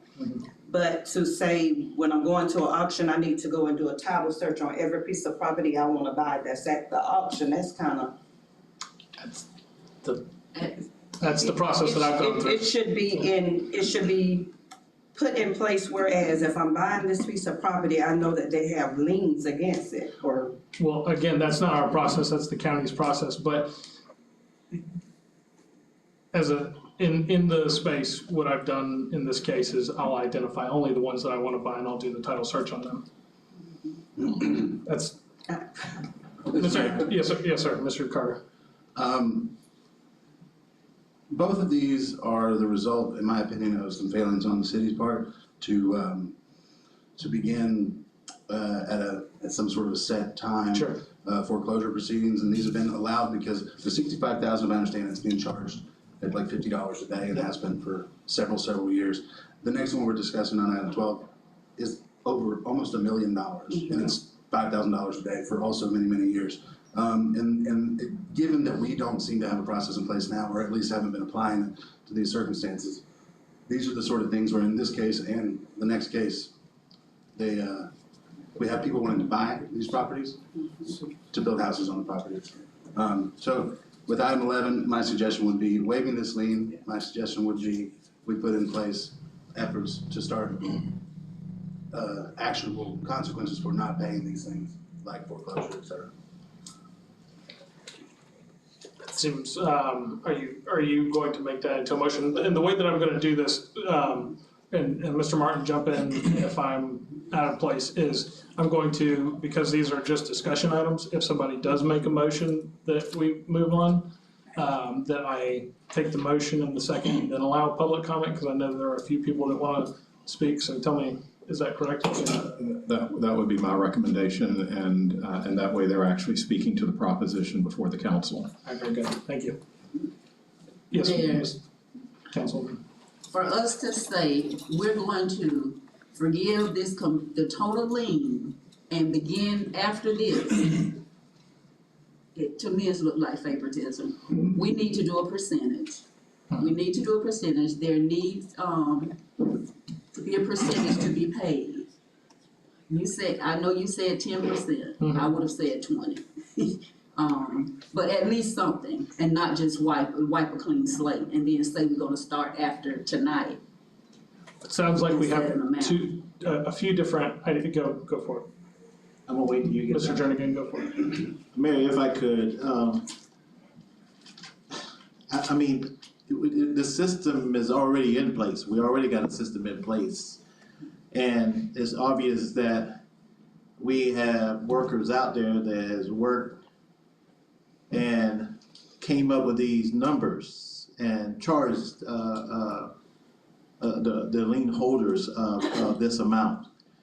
But to forgive them for every $66,750 and $986,652. That is something that you've had staff went out and worked those hours, those dollars amounts, and not to get nothing in return. I think that is. It's beyond me. So get something back, and especially, I think this is what's happened. I don't know for sure, Mary, but this is what I think has happened. For example, you go out there and you find a piece of land, and you have to do your diligence to make sure that these liens, one owner, 2 owners, 15 owners, dead, live, whatever the case may be. You have to make sure when you assess that property that you know all the boxes check. Now, if they don't check, I wouldn't purchase that property. But if I purchase that property, I'm taking on the responsibility of paying whatever the amount is. So, and if we continue to go down this road, just forgive them, well, I may buy me a piece of property too. Well, that's why we're here, because we have to just forgiving them. Yes, ma'am, Ms. Taylor. Both of these houses is in my district, and most of the time, if the one on Jefferson Street, nobody is gonna buy that house. So that means that property, well, we will lose taxes because nobody's gonna pay taxes on it. So we won't be making no money. If somebody wanna buy for $31,000 and then they owe $67,000, that property is gonna sit there. And that means we're not making any money on it with taxes, and it's an eyesore. Mr. Mayor, if I may. Yeah, go. If I may agree with Councilwoman Harris and also say, with the Alma Avenue one, it's $1 million. No one's ever gonna pay $1 million. It's less than a quarter of an acre. It's an accident that it got that high. Councilwoman, and then Mr. Rosenthal. I'm not saying pay the entirety, but pay something. Do you know how easy it is? That's a city lien. You could look that up right there before you even purchase the property. So it's neglect on their part. You know? Okay. So a portion of it, I would say pay a portion of it, not nearly all of it. I go back to my, I'm sorry. I think that Mr. Rosenthal had a suggestion after your last point. If you'd like to, please, I recognize you now. Go for it. Okay, I go back to when I went to the auction. You have a list of places on there. And to get title searches done on that, you're gonna be putting title searches on potential properties that you're gonna try to buy.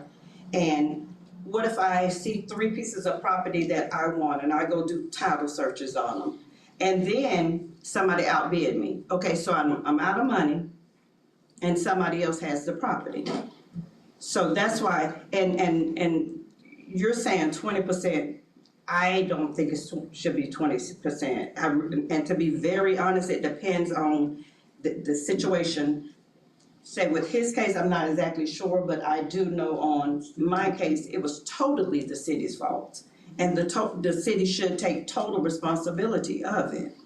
Now with Mayor Walker's, I'm not exactly sure about his, but.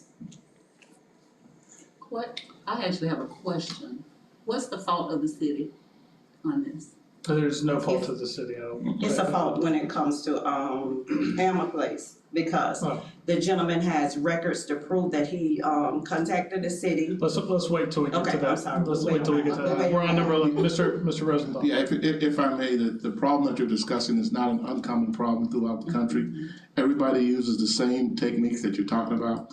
We can very quickly come back at the next meeting with several programs for you to choose from. If that is the consensus of the council, yes, Mr. Carter. Mr. Mayor, I suggest that we do something about these two.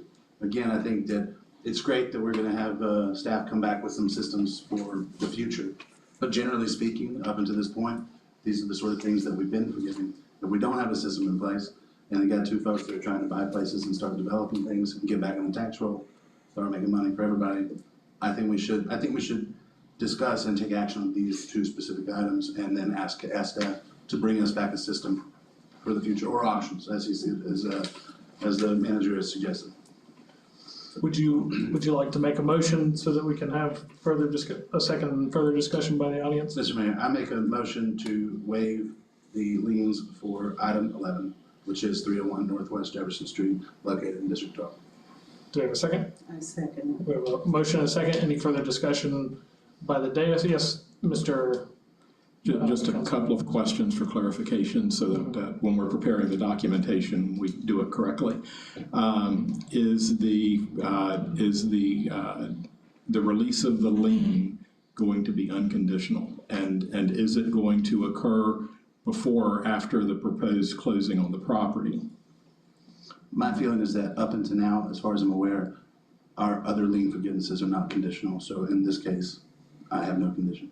Okay, so even if the property sale doesn't close and it remains with the current owner, the liens would still have been released?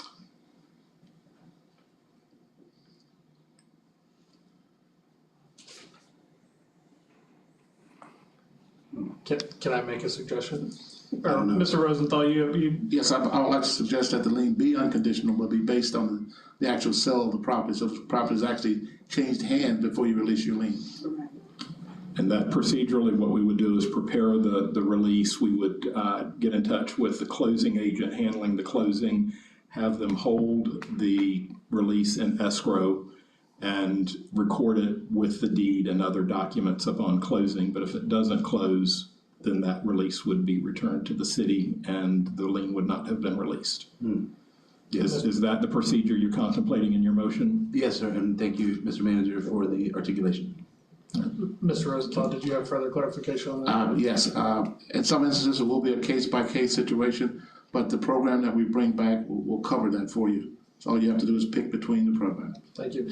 Councilwoman Young. I don't believe, in our last, Councilman Carter, I don't believe we did a complete write-off I think there was an amount that was paid. You referred to the one we did before. It was not a clean slate. I recall, the one that I'm thinking specifically, the last few that I've seen have been clean, and now we're in discussion.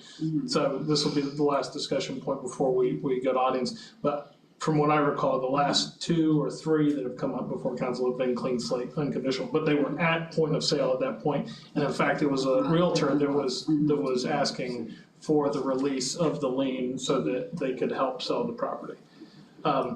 And now I will open it up to public comment. Ms. Lindley, you were first. Thanks for addressing this issue. I've been to tax certificate sales, and it's buyer beware. If they failed to do their due diligence, they could contact code enforcement, see what's owed. I don't think it should be wiped clean, especially if a property now is worth a lot of money. You know, the city's getting screwed like they got screwed when they gave an airport lease for 35 cents a square foot. And I don't think anything should be wiped clean. How much is the lien on this first property? The lien on this first property is approximately $65,000. And what's the property worth? Property is worth what, and Mr. Ox actually wrote a letter where he detailed that the property was worth, the purchase price is $31,000. And he wasn't aware of the liens, evidently.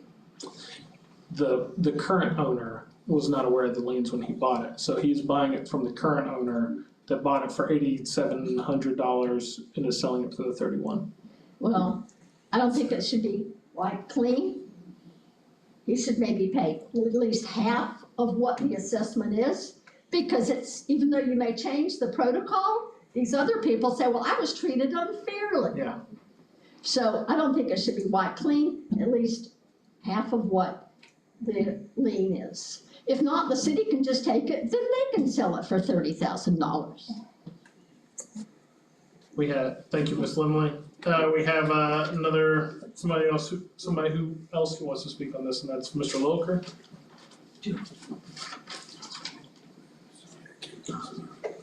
Thank you very much, Mr. Mayor. I'm a little confused. I'm looking at the agenda. I just looked up the backup material. I may have missed it. Why isn't the lien amount on this item? It says discussion of possible action, request code enforcement lien forgiveness, but it doesn't give the amount. Right here on this agenda. And it's the same thing for the next one. Why isn't the amount there? I looked in the backup material, and I know Mr. Mon is looking now, and I look fast, and I didn't see the amount. So if you're gonna forgive the lien, at least in whatever motion you make, it would appear, and I've been doing this for a long time, you gotta put the amount in forgiveness. I mean, that's what makes sense. I mean, you're supposed to know what the lien is. You're requesting code enforcement lien forgiveness. I never saw anything like this before. I've been away too long. And now you have 2 of these. The next one apparently is $1 million, so I just won't come up again. And that's not here either. The question is, why aren't the amounts on the agenda? I mean, I'm looking at this. It's not, I'm looking at it right here. Did that get changed between this morning? This is another case of 12th hour agenda preparation, that the stuff comes in. I recall seeing an email sometime today where the clerk gets mugged with this stuff. If you guys can't get the stuff on the agenda, you need to put it up to the next meeting where the council can be well informed, the staff can be well informed, and the public can be well informed so they can make intelligent comments. But I'm looking at the agenda that was handed out tonight, and there's no numbers on this.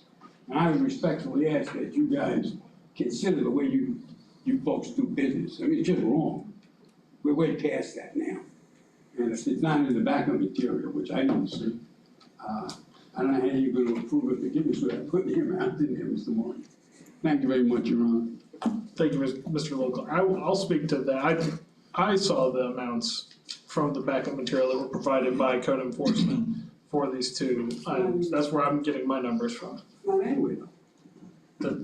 Yes, Mr. Jernigan. No, Oh, Mr. I've been trying to do this for about 20 minutes now. Go ahead, Tyler. No, go ahead. No, I'm sorry, Mr. Chairman. Go I for gotta it. let you go, go ahead.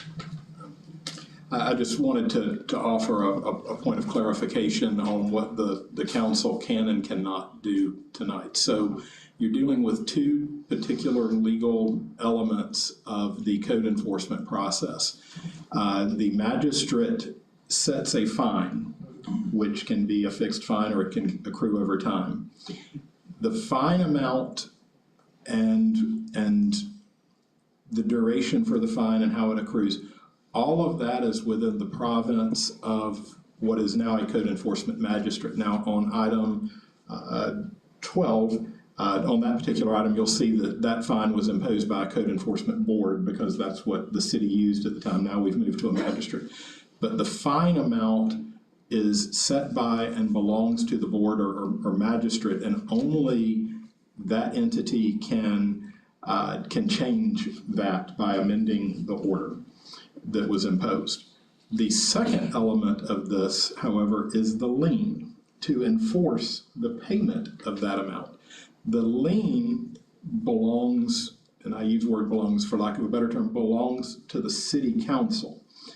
The city council has the ability to release the lien, and the city council can release the lien conditionally or unconditionally. Conditions like, we'll release it if within a certain period of time the codes enforcement officer has gone out and deemed all code violations to be remedied.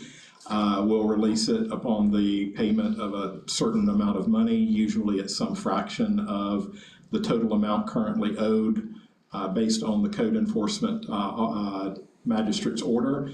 Or it can just be unconditionally and completely waived with no payment whatsoever. But the release of the lien belongs to, that power belongs to the city council. Even if you release your lien, which takes away the enforcement mechanism for repayment of the money is technically still owed. There's still a judgment and order out there. It's still accruing. It's not going away. There's just no real mechanism to make them payment or to make them pay it. Because you've gotten rid of your security, which is the lien that's in place. So I just wanted to be clear for all involved that all the council can do tonight is negotiate the terms for under which the council would release its lien, but that doesn't get away, or that does not do away with the final amounts owed. And actually, to close the loop, what I would suggest is, once this is all said and done, if there is any remaining amount owed under the magistrate's order, that the city go back and petition the magistrate to amend the order, zero it out, close the loop, so that on the record, there's not this amount hanging out there that's never going to get paid, and 10 years from now, we don't really realize why it's there, and we're all confused and that kind of thing. So, but that's back-end work. We were tossing around the lien, the term lien and the term, fines, and they are distinct in what the council can and cannot do with respect to those. Thank you. One more, Ms. Rosenthal. I'd like to point out that with the submittal of the sheet to the council, report to council from growth management, it does have the amounts on there. I don't know exactly what we're passing out, but we have the amounts here. Okay. All right, we do have we had a motion, a second. We've had discussion on the conditional, that's for city utilities. Is that for this one? No, Okay. not on this. So for, coming back to, we have a motion, a second. We've had discussion on the conditional release of the lien. I believe, correct me if I'm incorrect. And the condition is that it be prepared and only be recorded upon the closing of the sale of the property. Very good. With no payment of any portion of the fine. That's what we're voting on right Okay. now. Ms. Sykes, will you call the roll? May I repeat back the motion to make sure it's appropriate? Yes, please. A motion to waive 100% of the liens for property located at 301 Northwest Jefferson Street. The motion is also inclusive of release of the lien is conditional and will be based upon sale of the property. Is that correct? It would be waiver of the fines, not waiver of the lien there at the very beginning. Waiver of the fines. Correct. Okay. All right, now will you call the roll? Okay. Mr. Carter? Yay. Ms. Harris? Yes. Ms. Young? Yes. Mr. Jernigan? No. And Mayor Walker? Yes. All right, moving on to the next item, which is essentially the same, but discussion of possible action, request for code enforcement lien forgiveness for Avery Bass property, 714 Northwest Elm Avenue, located in District 12, sponsored by you, Ms. Harris. We'll do the same process. We'll have presentation, discussion. If this has liens in multiple on it, Ms. Limley, I think that you only wanted to speak to it the first time, correct? I want to speak to this one too. Okay, perfect. So then we'll have public comment if we have a motion, and then we will vote on it. Sound good? Ms. Harris? Yes. This property, it was brought up, do we have any presentation on this from staff, or? No, staff doesn't have a presentation. Okay. This was brought to the council by the councilwoman. I received an email and, the gentleman said that before he purchased the property, that he reached out to Mr. Marshall about the property to see if it had any liens against it. And Mr. Marshall apparently told him no, that there weren't. So when he got ready to sell the property, he finds out that there was a lien on it. And he wanted to know if he could get that lien, because he did not know. And then Mr. Marshall, in fact, when he did find out, changed it and said, yeah, he was wrong. Mr. Marshall should have. Yeah. I'd just like to say that staff shouldn't be giving anybody lien advice. That's something that they should look at and, take that on at their own risk. Him having done that was a mistake. It's certainly not a policy that I would support. I believe if I'm correct in reading through the emails, they were all about 3 days apart. And it was the title search company had reached out to city staff and asked if there was a lien on the property. In one system, he couldn't find it in the second system when they asked for clarification, because they had run a second check, and he too found it. So it seemed like there was a lot of miscommunication there. This is an exorbitant amount attached to this lien. I think it's $984,000, $984,250. I drove by this property today too. Very easy from around the corner from this other one is that it's less than 50 yards. It would be really nice to see these homes sell to owner occupants, but that's not something that we can do. We can only affect their current position of lien now. So those are my thoughts on it. Mr. Jernigan. Yes, sir. Thank you very much, Mr. Mayor. Again, the only person's got to do is go to a lot, and again, the city has bear no responsibility. I don't care what kind of advice he gave the guy, whether it was right or wrong. It's up for the buyer to look into these situations and circumstances. I mean, I just don't get it. Why would anybody buy property without checking all the boxes and making sure that there's no lien, there's no fines, and the property's up to par? Nobody's dead, everybody's alive. I mean, did it come from the Indian tribe? Did it come from my family members? You have to do that, and then just to forgive them because they researched and found out that the property had this amount of money owed on it. If they really want that property, if they really want it, I'm recommending and suggesting that they pay for that. I'm not saying the whole thing. The $986,000 is a lot of money for a piece of property in that area. I don't even think my property is worth that much. So again, I just think that we're having these buyers that come in and see these liens on the property and try to get it, knowing that this is going on, and they want us to forgive them for it. And think about all of the time and effort that the staff has put into this to find these people and every day, paperwork, emails, whatever the case may be. And just don't, that's okay, that whatever they've done, it doesn't really matter. So, let's just forgive them. Okay? I don't think that's right, Mayor. I really do not. And I'm not for totally doing away with any fine. I don't care if it's $1. We charge people around here for rent $1, and we can't get nothing. That doesn't make sense to me. Maybe it makes sense to you guys. You guys are way smarter than me.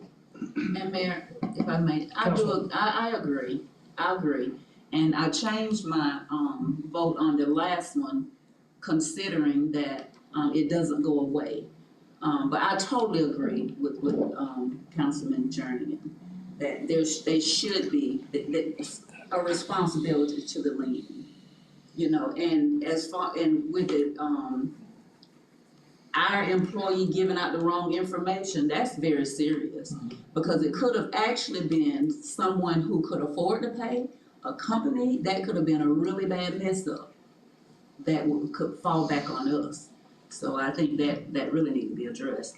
But I agree, I totally agree, Ms. Jernigan, and I'm kind of sorry I changed my vote on the last one, that we need to.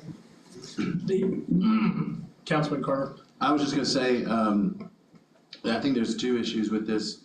One is what I talked about earlier about the lack of foreclosure, allowing this to over years accumulate to practically $1 million on a piece of property that's roughly the size of this room.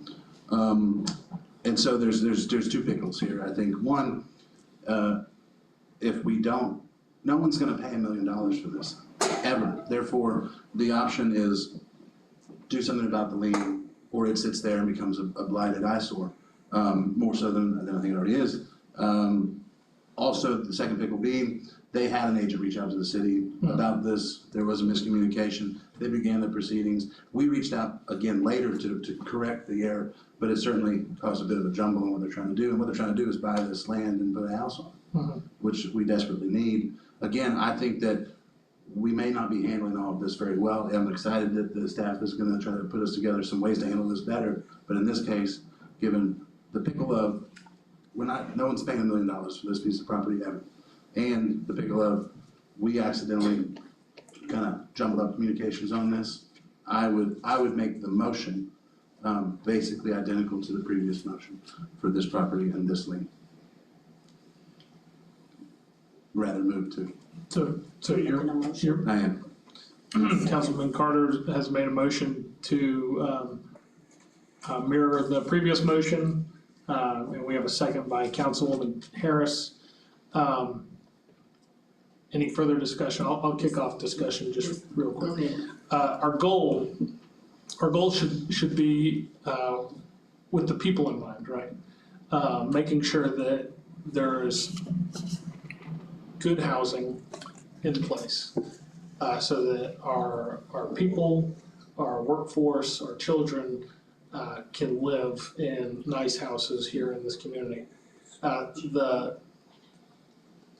The second part of our goal, I think, with having these items on the agenda would be to make sure that these blighted properties are being addressed in a timely manner by the owners. This is a new owner, I think, that reached out to the city with the intention, and he says, so that we can fix this property, we can put people in it, and we can make it a livable home again.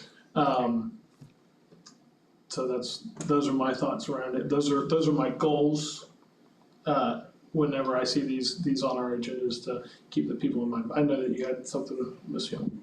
Oh, but I'm listening at you, I'm waiting on you to say just do away with all the liens. See, I don't even write in the word lien. That's not what I said at all. Actually, so I think that a portion of the liens should maintain, and that's what I'm looking for from staff, is to come back with a recommendation, a cap on liens, or a process where if the liens are going, as Councilman Carter said, this is a failure of our on these liens where they have accumulated so much and we didn't take them to foreclosure and then turn around and offer them for sale for other folks. I think that would be a great process going forward. I could think of a property on my street right now that has burned down twice and has $100 liens, or $100 of code enforcement fines on a lien right now. Well, that's exactly what the housing authority is gonna do for you with properties like that. And that's gonna be coming within the next, I guess, 60 days or so. Great. But no, I'm not for getting rid of liens. I'm for I prefer the conditional release of liens, a portion of it paid, and a path forward to that property becoming a nice property for owner occupants in the area. I don't like that we look at this situation and say nobody else is gonna buy that property. We don't know who would buy that property. Not for the now. And just like this person wanted the property, purchased the property, and if he really wants the property, he'll pay something, or he or she, I don't know, will pay something. And we're not asking for all, but come on, get something, pay something on it. I agree. Not a good price. He actually is who spurred my mind on the process going forward. He actually asked if the city had a settlement process for paying something and going forward with the release of the lien. And So that's the great mindset. he had, and that's really what I'm looking for. And I reached out to the county as well to find out if they had a settlement process. They don't. But he referenced several counties in the backup material, him being a buyer from out of Jacksonville. Mentioned that process, and I think that it's a good path forward for all of us. Councilwoman Harris had a thought, and then you, Councilman. When I say nobody is going to buy that property, not for the amount, not even for 10% of that 900 and some thousand. Not for a piece of property that's the size of this room and you have a house on it that is dilapidated. Nobody's gonna, in their right mind, is gonna pay that, not even $100,000 for that. And the place that it is in the city, definitely not. Councilman Jernigan. Yeah, yes, sir. Thank you, Mayor, for recognizing. I don't want people to think that we're not on the same page when it comes to housing.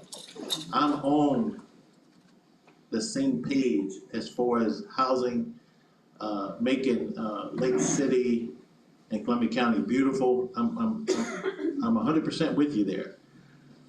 Again, I just don't think that when you forgive a lien holder or a fine, you shouldn't have to pay something. Even if you get a ticket and the judge do away with the ticket, you still gotta pay something. You have to pay the court costs.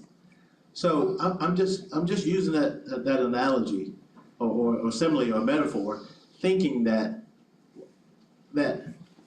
we want the houses, we want this, we want that. We got our staff out there doing a very, very good job in recognizing all of these fines. And we just disregard what they're doing. I just can't, that just doesn't sit in my mind correctly. Thank you, Councilman Jernigan. Yeah, Councilman Carter. Mr. Mayor, I just want to clarify that I look forward to having a system. I look forward to having a method.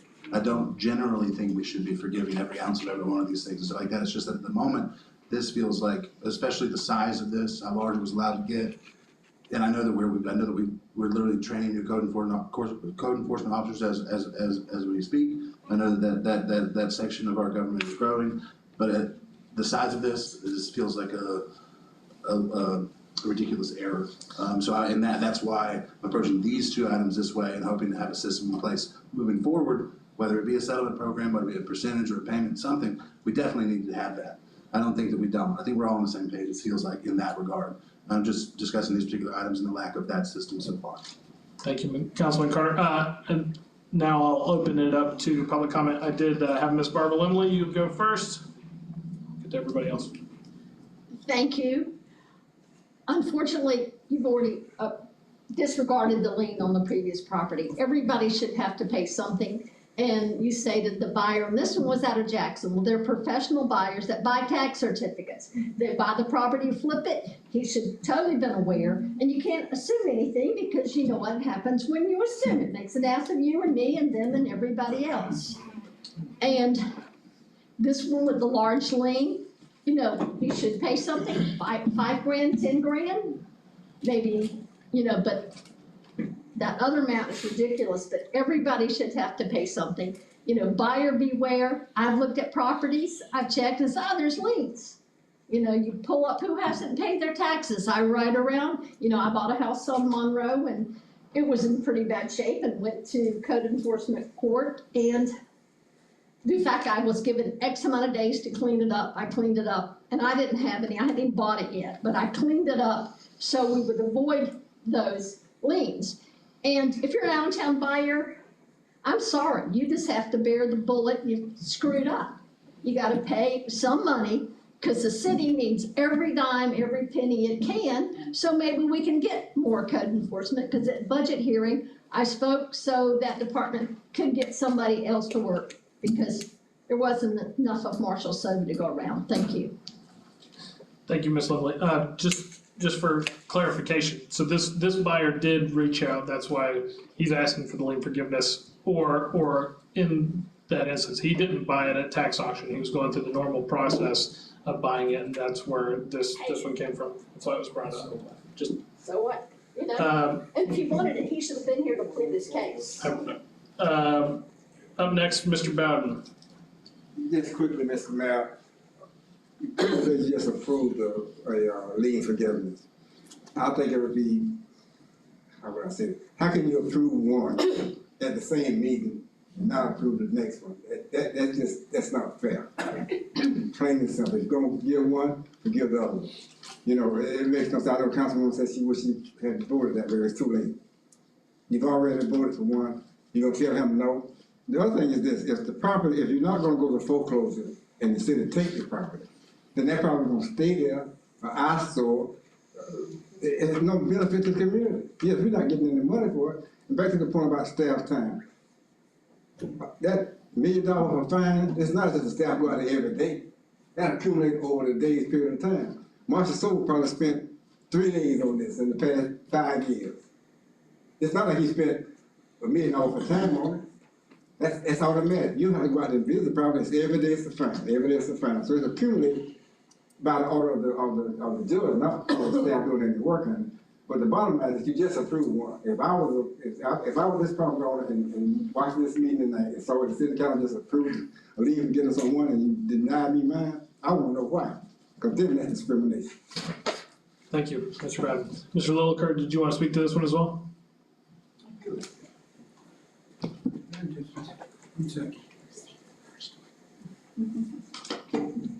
Just as a point of information, if Ms. Young wants to rescind her vote, then there's a process to do that. Maybe at the same meeting, maybe Mr. Martin could explain that process, and you guys could revisit the first total forgiveness and reconsider that. Because everybody's made a valid point. You see the faces on the city council, nobody's really thrilled about this. So if Mr. Martin could explain the motion for reconsideration according to their rules and Roberts, that would certainly give the city council a chance to revisit this, maybe recoup some money, and also get to listening to the comments of Mr. Lemley and Mr. Bowden. That's all I have to say. Thank you very much. Thank you, Mr. Lilliker. Mr. Merlin. Thank you, Mr. Mayor. Pertaining to this issue, you know, I'm sitting there listening to everybody pertaining to this, and I also listened to that first vote on forgiveness. What I see is the ball was dropped by the staff, okay? It's just the bottom line. If it was me, you know, trying to purchase the same property and not a big investor, would it be looked at the same? Would it, in other words, why should we put prejudice in it? Because of who the buyer is. It doesn't matter who the buyer is. The fact of the matter is, you know, like Mr. Carter has said, you know, the ball is being dropped. You know, and the pendulum in this scale here, which the ball has been dropped by the staff, right? The pendulum is the city manager here is already gonna establish whether it's a cap or some type of procedure, because the fact of the matter is, yes, the property should have been overtaken by the city, and that didn't happen. And once again, if we gonna do it for one, then we need to do it for the other. So, just for Ms. Young, Mr. Jernigan, you know, I just want to address that and make sure you vote the right way. Thank you. Thank you, Mr. Moreland. We have a motion and a second, and I'll come back today as for one more pass. Ms. Young, I know. May I please say, I did not say I wasn't gonna vote.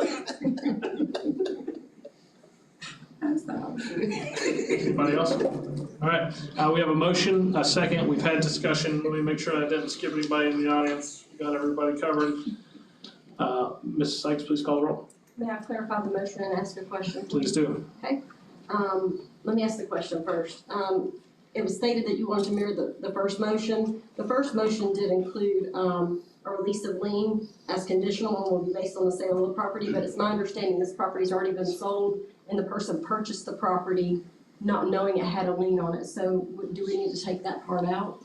My understanding is the person that has petitioned the council is now looking to sell the property. So there, is that your understanding as well, Ms. Harris? I know you sponsored this. Okay, so there is a sale being contemplated. So it's contingent on the sale. Yes. So leave it as the same wording as before? I think so. I'll read it back, okay. Yeah. Motion to waive 100% of the fines for property located at 714 Northwest Alma Avenue. Motion includes release of the lien. Release of lien is conditional and will be based on sale of the property. Yes. Okay, Mr. Carter? Yay. Ms. Harris? Yes. Ms. Young? Yes. Mr. Jernigan? No. Okay, Mayor Walker? Yes. Right. Moving on to the next item. I believe we're got so many.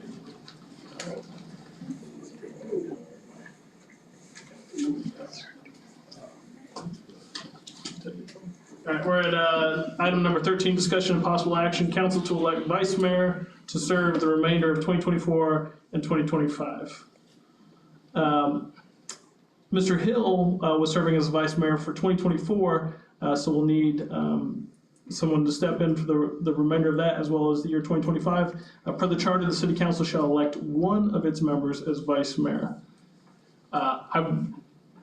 If I have a recommendation, or say as mayor, I would like to nominate Councilman Carter as the vice mayor, if that's okay with the rest of staff? No, sir, that's not okay with me. Okay, so, He hasn't even been here long enough to serve, that term. okay, yeah, please. Yes, had been here long enough to serve as vice mayor, and I just think that if you pay attention to the charter, it goes basically in seniority, if I could, and I think it would have to be Councilwoman Young or myself, and then it goes from there. And I make a motion that we nominate Councilman Jernigan. Okay, Councilman Jernigan, we have, so the charter actually is is a vote on the board, so if I did nominate Councilman Carter, so we have two nominations, if you guys are both accepting of those nominations. Mr. I Mayor? have a question first. Yes, What are the qualifications to be this? Because it sounds like it's just because if you were here the longest, a member of the council, just as a just a member of the council. council. So it doesn't matter about how long you've been on the, Mr. Mayor, if I may, I appreciate that. I would be happy to serve in that role if it is the will of the council. I have served previously as the vice chair for the Planning and Zoning Board, Board of Adjustments, and Historical Preservation Agency. I have experience running meetings like this and board meetings on nonprofits I'm a part of, so I certainly can do it and would be happy to if the board so wishes. Question if I may. Yes, yes, ma'am. May I ask why Why did I nominate Yes. Councilman Carter? Because of those facts right there. I've seen him operate on the Board of Adjustments as well as in several nonprofits. I haven't witnessed Councilman Jernigan, and I apologize for not seeing you do that. I'm not sure if you have or not, but it's, this is a daunting experience running these meetings. So I think that experience is important, so that's why. Yeah, If that makes sense. That was a big step out for you to Yeah, do sure, that. sure. I'm like mouth all open. Well, so Because- as the mayor, I want to take initiative, and so knowing that he had that experience was why I nominated him. But do you know the experience of the others? I don't, which is why I didn't have a nomination ballot for any of the others, if that makes sense. Well, I was gonna nominate Shavela. Okay, well, we have three, would you like to accept that nomination? Because then we'll have 3 nominations. I'd like to nominate, Oh my God. You guys can take turns.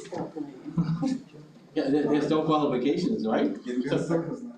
Well, it's, yeah, so let's, if your nominations are serious, then we'll vote on them. Mine is very serious. Okay, yours is serious, Mine so, is yeah, of serious. course yours is, but I was asking I'll council. second that motion, but, We have a motion and a second. Council, or, yeah, hold on. There's not a motion, actually, there's nominations for vice mayor. And I would like for this to be a unified vote, to be fair, so, And Mayor, if I may, I hear about all the things that you said that he was over and he was in and stuff. To me, it seemed like it's a lot. Sure. So I think to be the vice mayor, I think that'll be some more added on pressure, so. Well, I've seen him in those capacities previous to now, to be fair. Councilman Carter and I have known each other for a long time. I've seen him run those meetings at Kiwanis. I've seen him run the planning and zoning meetings whenever he had to. So that's why I don't think that he serves in any of those capacities now, but I understand what you're saying. So we do have 2 nominations. So I'll leave it up to Councilman Carter if he'd like to leave his name balloted. And I'm not sure how we proceed here if he does. I would defer to Mr. Martin. What, would we just do a motion and then vote on each one separately, or how would we do that? So let me understand where we are right now. We have a nomination of Mr. Carter by the mayor. We have a nomination of Mr. Jernigan by Ms. Young. I'm not clear, is there a pending nomination of Ms. Harris by Mr. Jernigan? So you're declining to accept the nomination? Okay, so if that is the case, we have 2 members of council who have been nominated. Yes, Ms. Harris? 3, actually. 3, I'm sorry, I missed the 3rd, that's what I'm. Ms. Young. Yes, Ms. Young. Okay, so there was you nominated Ms. Young. Okay, I missed that in the discussion, I apologize. So, all right. So we have 3 members of council, Ms. Young, and Ms. Young, you're accepting your nomination to be considered as well? I was. Yes, okay. All right, and so the next step would be to entertain a motion to close the nominations, and then you would proceed to a vote. And there are 2 ways you could go about doing it. You can't do a true secret ballot. What you can do is a written ballot where each member writes their name on the ballot, and then the person who they're casting their vote for, and those would be passed down to the chair, and they would be read and the vote tallied by the clerk. Or you can just go down the dais and to each individual and ask them who they're casting their vote for, and they can announce it from their seat. Either way, ultimately the votes are made public. But those would be the 2 ways you would do it. You would not do a motion for one and then a motion for another and a motion for another, because that's unfair to the subsequent candidates who are being considered to be later on the list. Thank you. All right. So it sounds like with our 3 nominees, what we'll do, do I dictate how this proceeds? I think you can, yes. Okay, let's do a written ballot where everybody writes their name on paper and writes who they're voting for and sets them down, and we'll read them out loud. Excuse me, Mayor, before we do that, do we need the motion to close the nominations? Yes, we do, sorry. I'll make a motion to close the nomination. Thank you, Councilman Davis. Thank you, Councilman Carter. We have a motion second to count. Yes, sir. Is there discussion? Okay. So we have, we're gonna go to a written ballot now, and Miss Councilwoman Harris says, young, and then Councilman Jernigan says young, so why would we have to go through a written ballot? Because that's the process that I've chosen, Councilman. So we're gonna write, so what you do is, and I'll read them, you write your name, you write who you're voting for, I'll read them out. Sound good? okay, I'll vote for young. And then you would need to write your name on that, so we know who cast that ballot. Make sure you write your name on the sheet of paper that you're.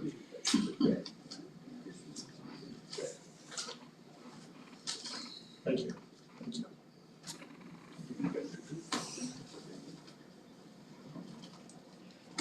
None of you guys got sued for this one. It was a secret ballot that they got sued for. This is not a secret ballot. This will be read out loud right here. Yes.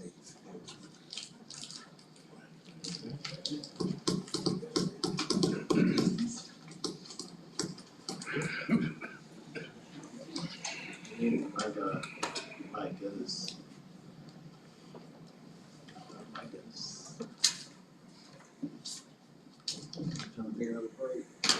No, I'm not gonna. All right, here we go. I'll go ahead and read these out. Council, just, Read the voting member Yep. maybe first. I'll read the voting member and then who they voted for. Voting member Chevelle Young, voted for Chevelle Young. Voting member Tammy Harris, voted for Chevelle Young.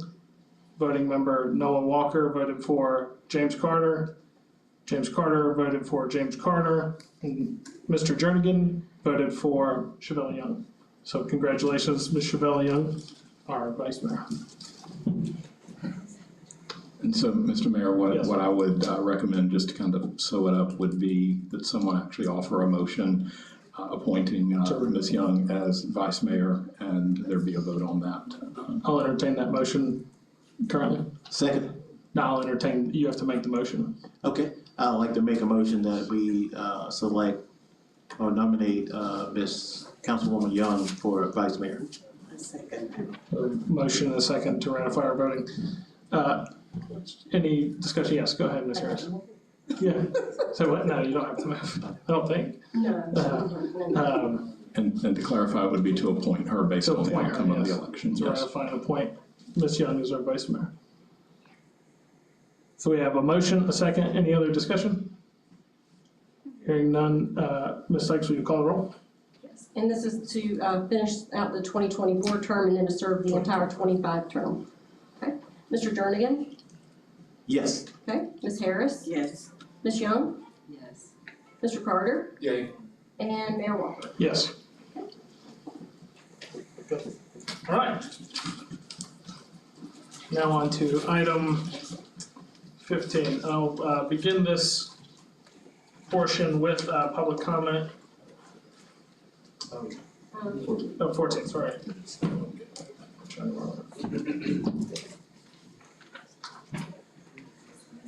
All right, next item on the agenda is Don Rosenthal, City Manager, 6-month evaluation. Mr. Rosenthal, can you? Well, per my contract, there's supposed to be a reevaluation of the 6 months, looking at the things that I've accomplished during this 6-month period, and then making a decision as to what you would do on the raise or not raise based on that.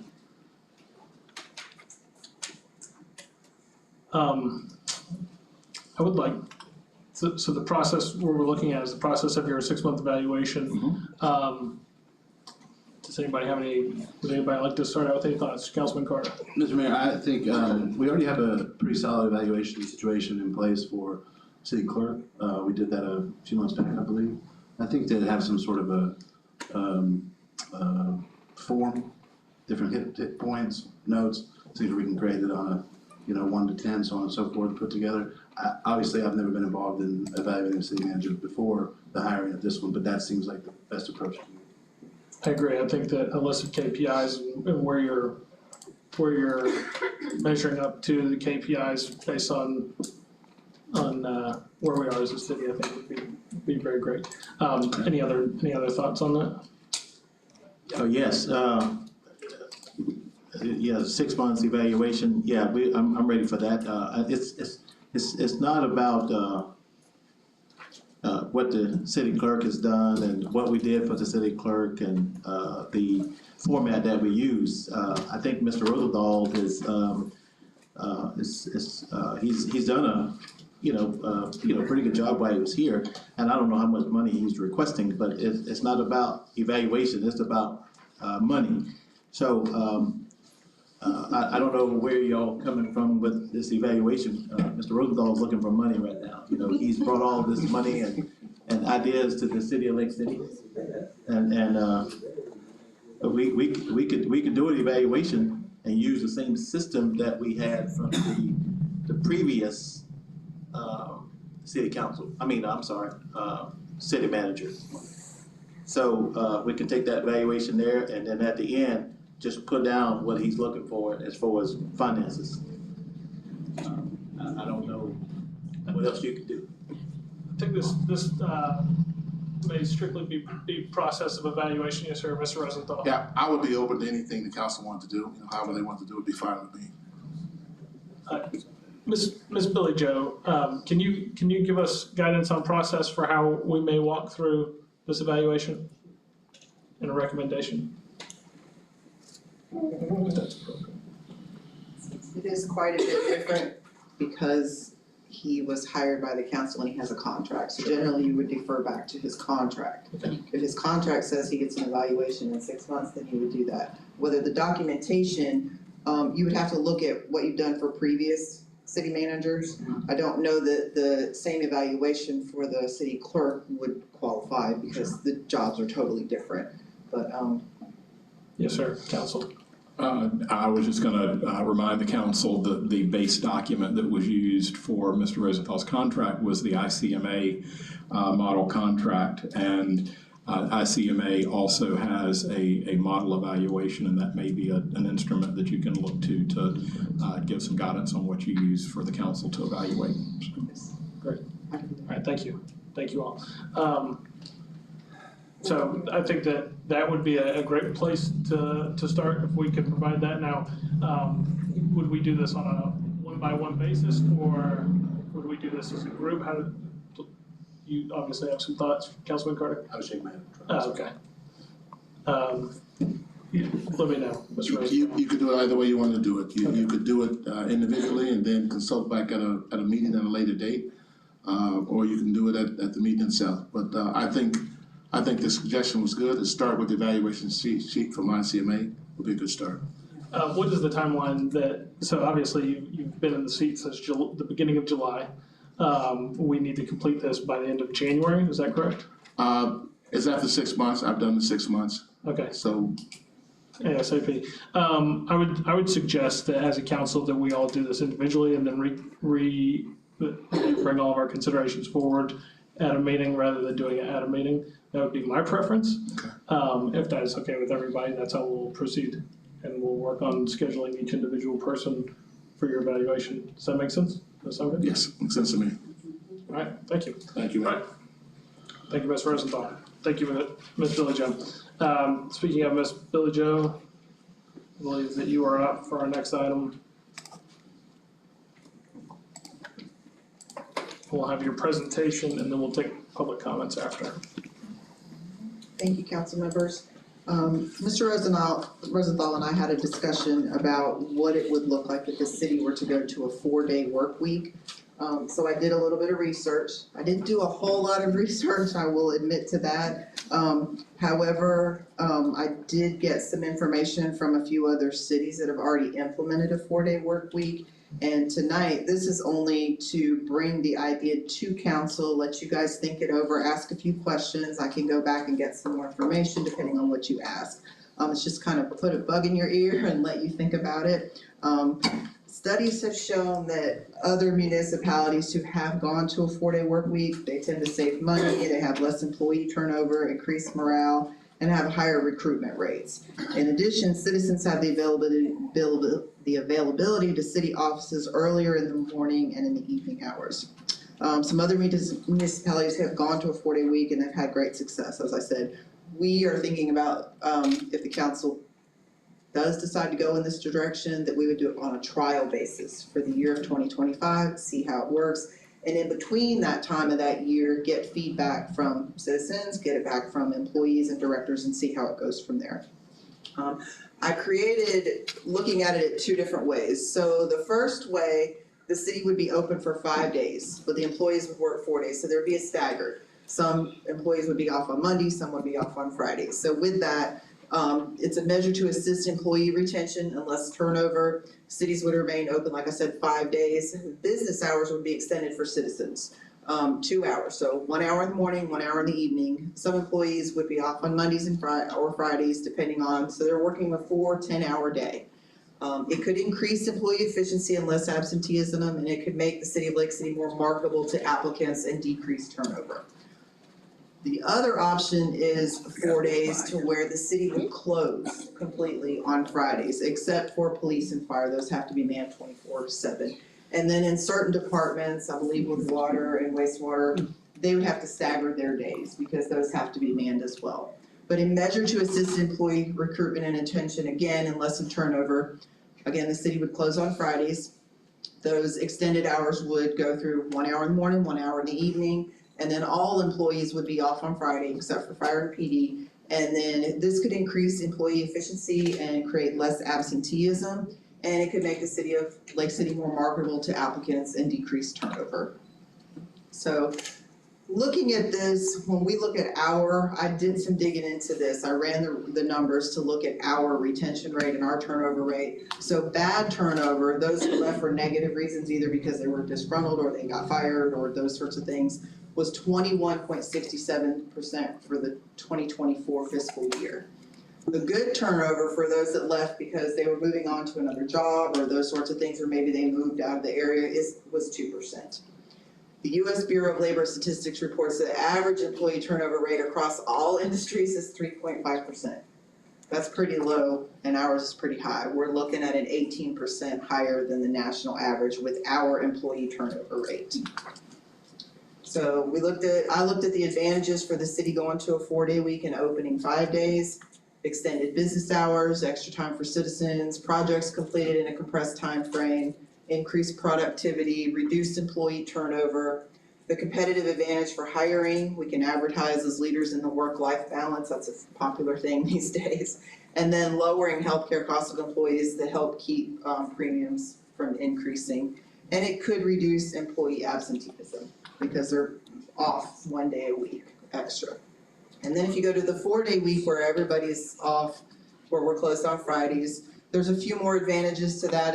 They're pretty much the same, except you would add, you could add in, you're using your vehicles 1 less day a week, your city vehicles. They're only being used 4 days a week. Electricity costs are down because your offices are shut down, they're not running, all that. And then less wear and tear on the vehicles, less cleaning, less garbage production, and like I said, energy saving tips.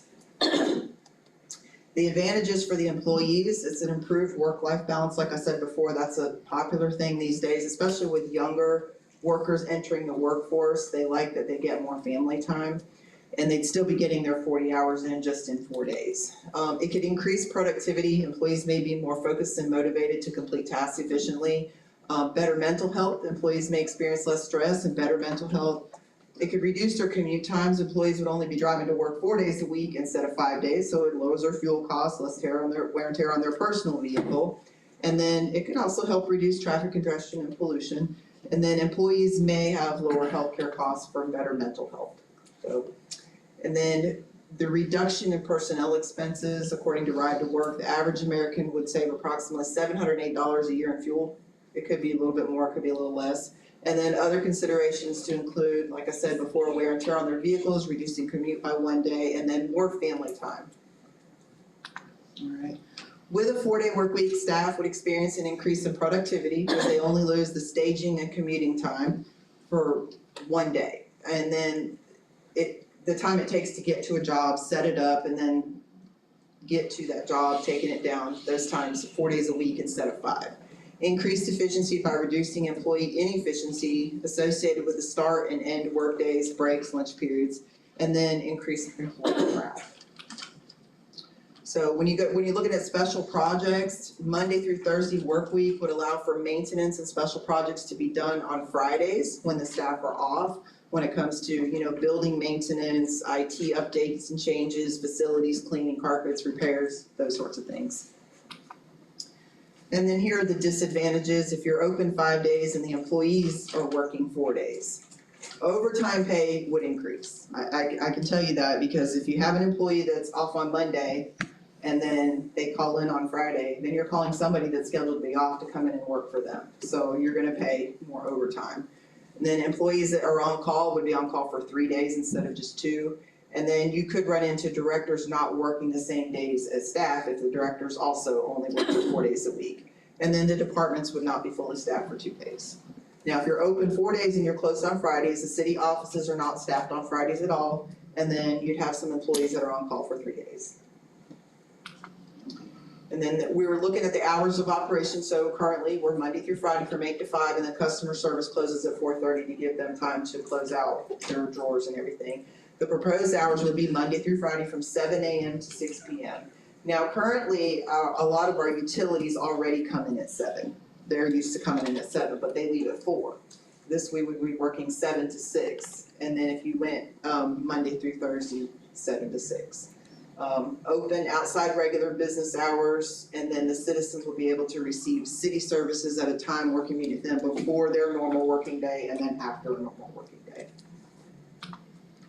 And then in closing, our extended public hours for citizens accessibility, reduction in employee expenditures, reduced employee absenteeism, reduced employee turnover and costs associated with hiring, increase in productivity, increased employer marketability, increased employee morale, and savings to the city. What those numbers are exactly, I do not have those numbers. Those are things that we can look into if you are interested in this. So that's all I have for now. If you have any questions, or if Mr. Rosenthal would like to add anything. Not at this point. We'll see what questions they have. We'll go from there. All right, thank you guys very much. Councilman Carney, you have a question? Thank you, Ms. Bible. I've done a lot of thinking about this. I've done a bunch of research and stuff since the agenda came out. I'm not fundamentally opposed to the idea of a 4-day work week. There does seem to be a lot of documented positive aspects to it. I am, however, for me personally, fundamentally opposed to a Monday through Thursday. As a municipality, our basic function is to provide services. So I think we should be accessible for every weekday. That's my take on that.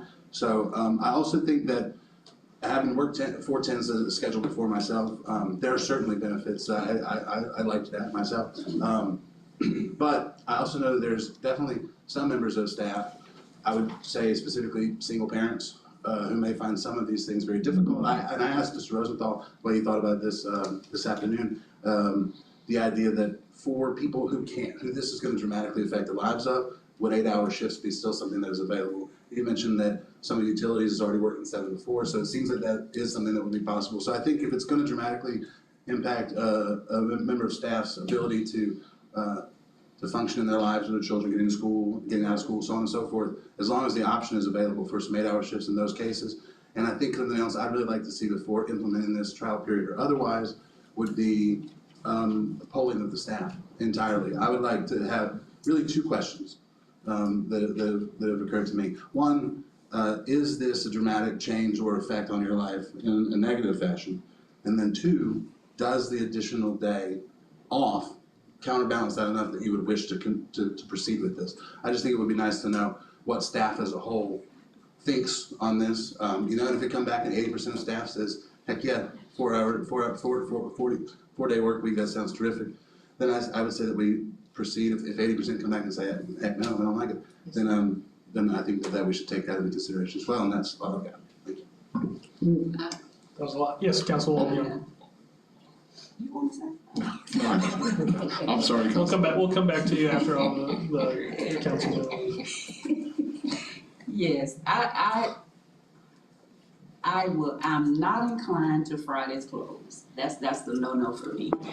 I think it's a great idea for utilities, the ground workers, and utilities payments. I think it's an awesome idea for them.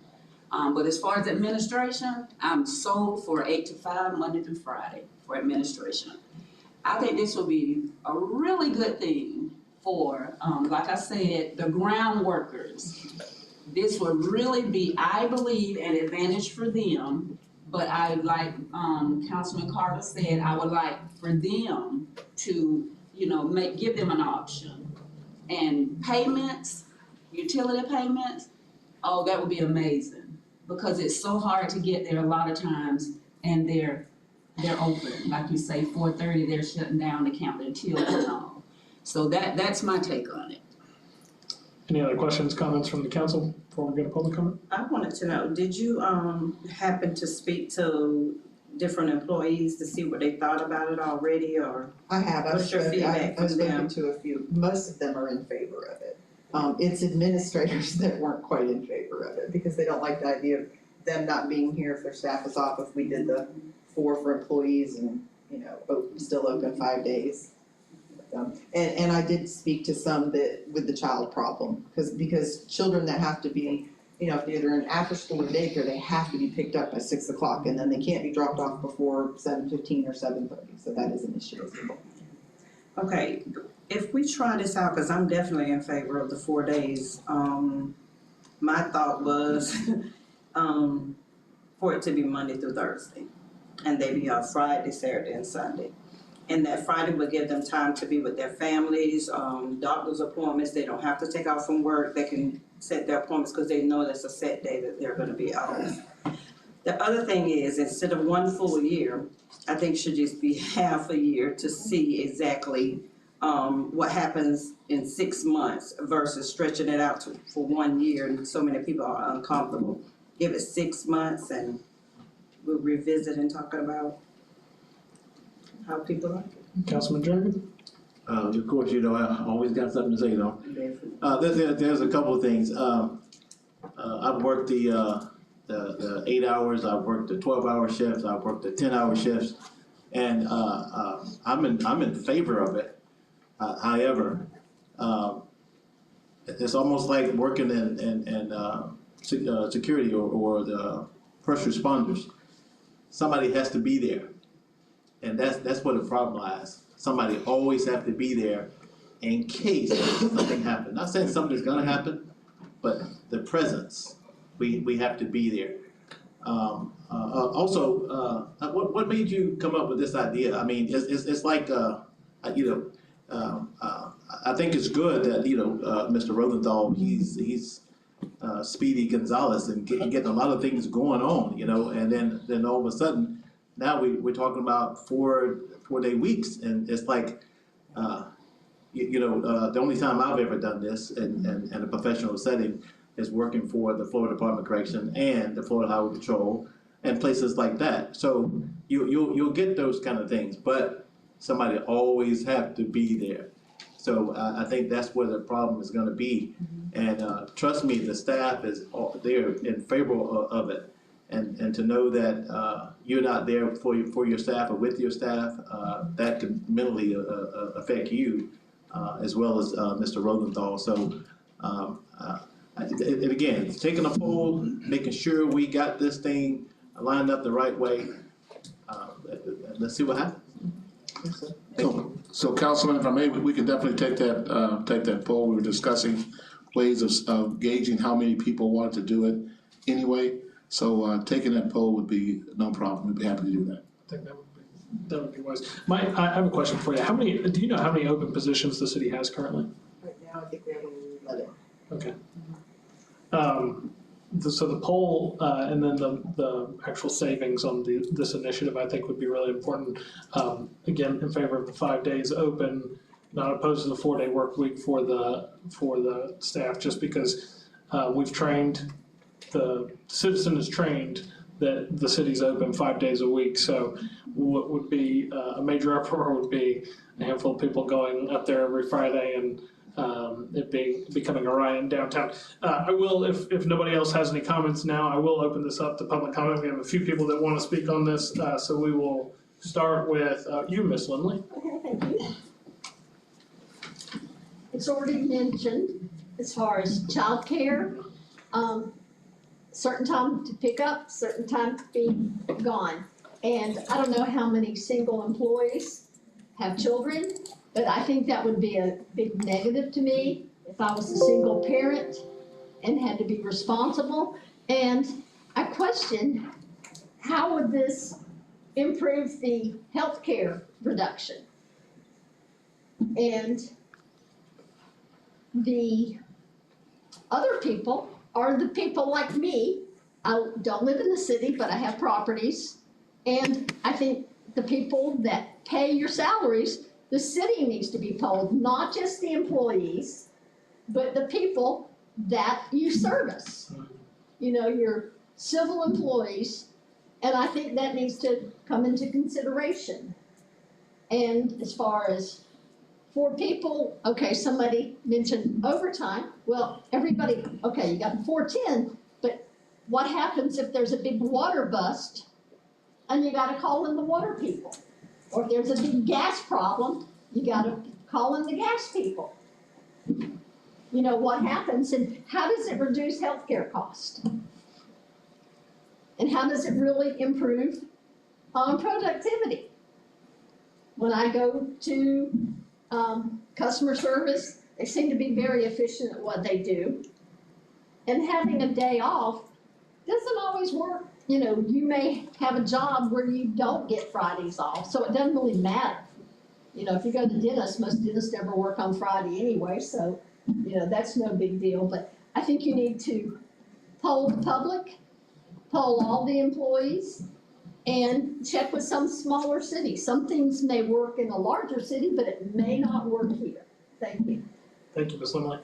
Mr. Bowden, had you signed up for this one? Yeah, just briefly, I was curious, I read the documents and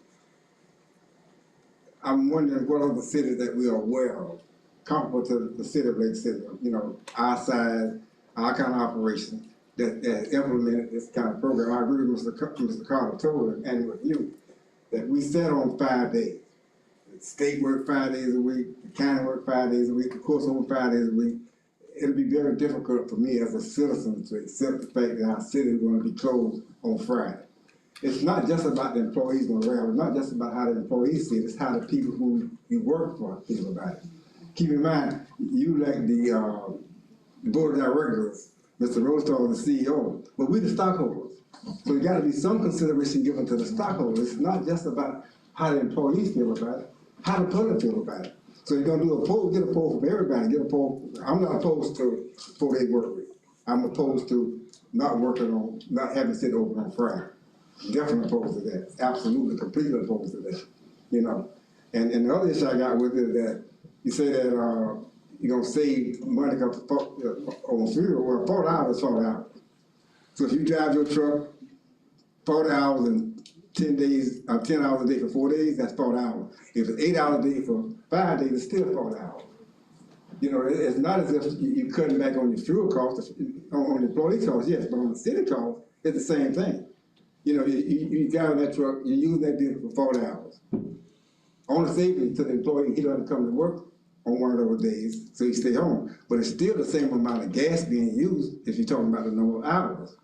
And the other issue I have is that I can't imagine employees working and the supervisor's not on the job. That don't make much sense to me. I just don't see it. So I agree with Mr. Carter take on it that maybe 4 hours, 4 days a week for some employees, but definitely keeping the city open 5 days a week. Thank you, Mr. Bowden. Also had Mr. Brian Thomas.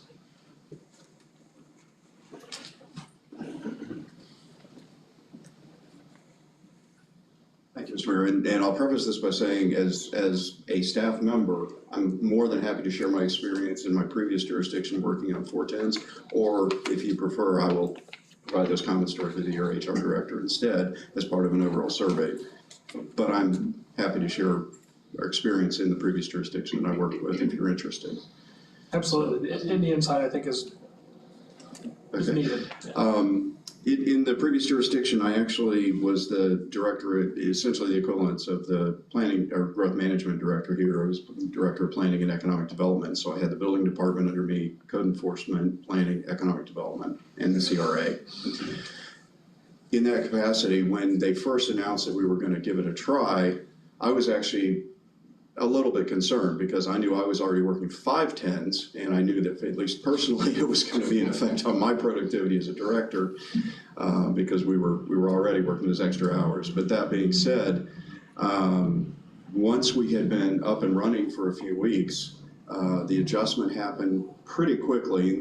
In the previous jurisdiction I worked with was smaller than Lake City, and just in general, the public there was an adjustment period. The public did get used to the city being closed on Fridays. The exceptions were, of course, the essential services. We didn't have a police department, we had a fire department, so fire obviously is a 24/7 essential service. The utilities department made accommodations, and they had people on call at all times, just as they would have on the weekends. It was very, very popular with the field staff, people that were actually out in the field. Very popular. It was also pretty popular with the office workers as well. We started out leaving the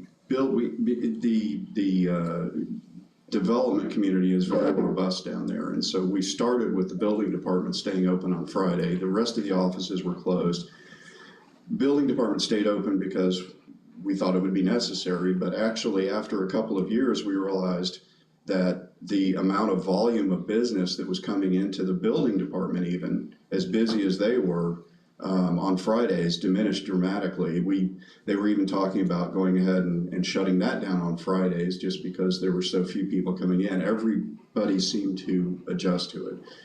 And so it was quite popular. The employees were very happy about it. I don't think I talked to anybody that didn't like it and didn't benefit from it.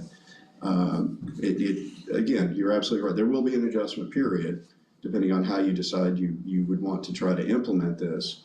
But it was very popular, and actually we did get quite a few comments after.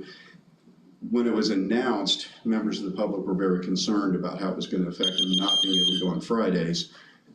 But then once the adjustment was made, they actually really appreciated the earlier hours starting for customer service, utility billing, and the later hours that they could take advantage of because they could still get there right after their work shift ended. They could go pay their bills or whatever they needed. And so they actually appreciated that. Thank you, Mr. Thomas. Very, very helpful insight. Please provide that as well to Ms. Billy Jo Bible so that she can provide us with a little more, if the consensus is that we need a little more information, maybe poll percentages, poll numbers of the staff, if possible. Yeah, go ahead. We can get you that additional information. I think staff and I have a good idea of what you're looking for. Yeah, please. That way we can make a very informed, very information-driven decision. And that was the last item on our agenda, so we will now go to council comment, and we will start again in seniority with Miss Young. I appreciate it. I first want to say thank you, Ms. Harris and council, for considering me. I by no means had that even on my mind tonight. But I appreciate you thinking of me for vice mayor, and I will carry out the responsibility to the best of my ability. One thing I want to the railroad, and I kind of want to mention this because we have been back and forth as far as the railroad. And let me say, I think I said before, and Mr. Bowden mentioned it. I think he said I said a year, but I said I've been here 2 years, and we have been back and forth with CSX. In the last month or so, I believe, I've reached out to other council members from other counties, cities, commissioners, and council.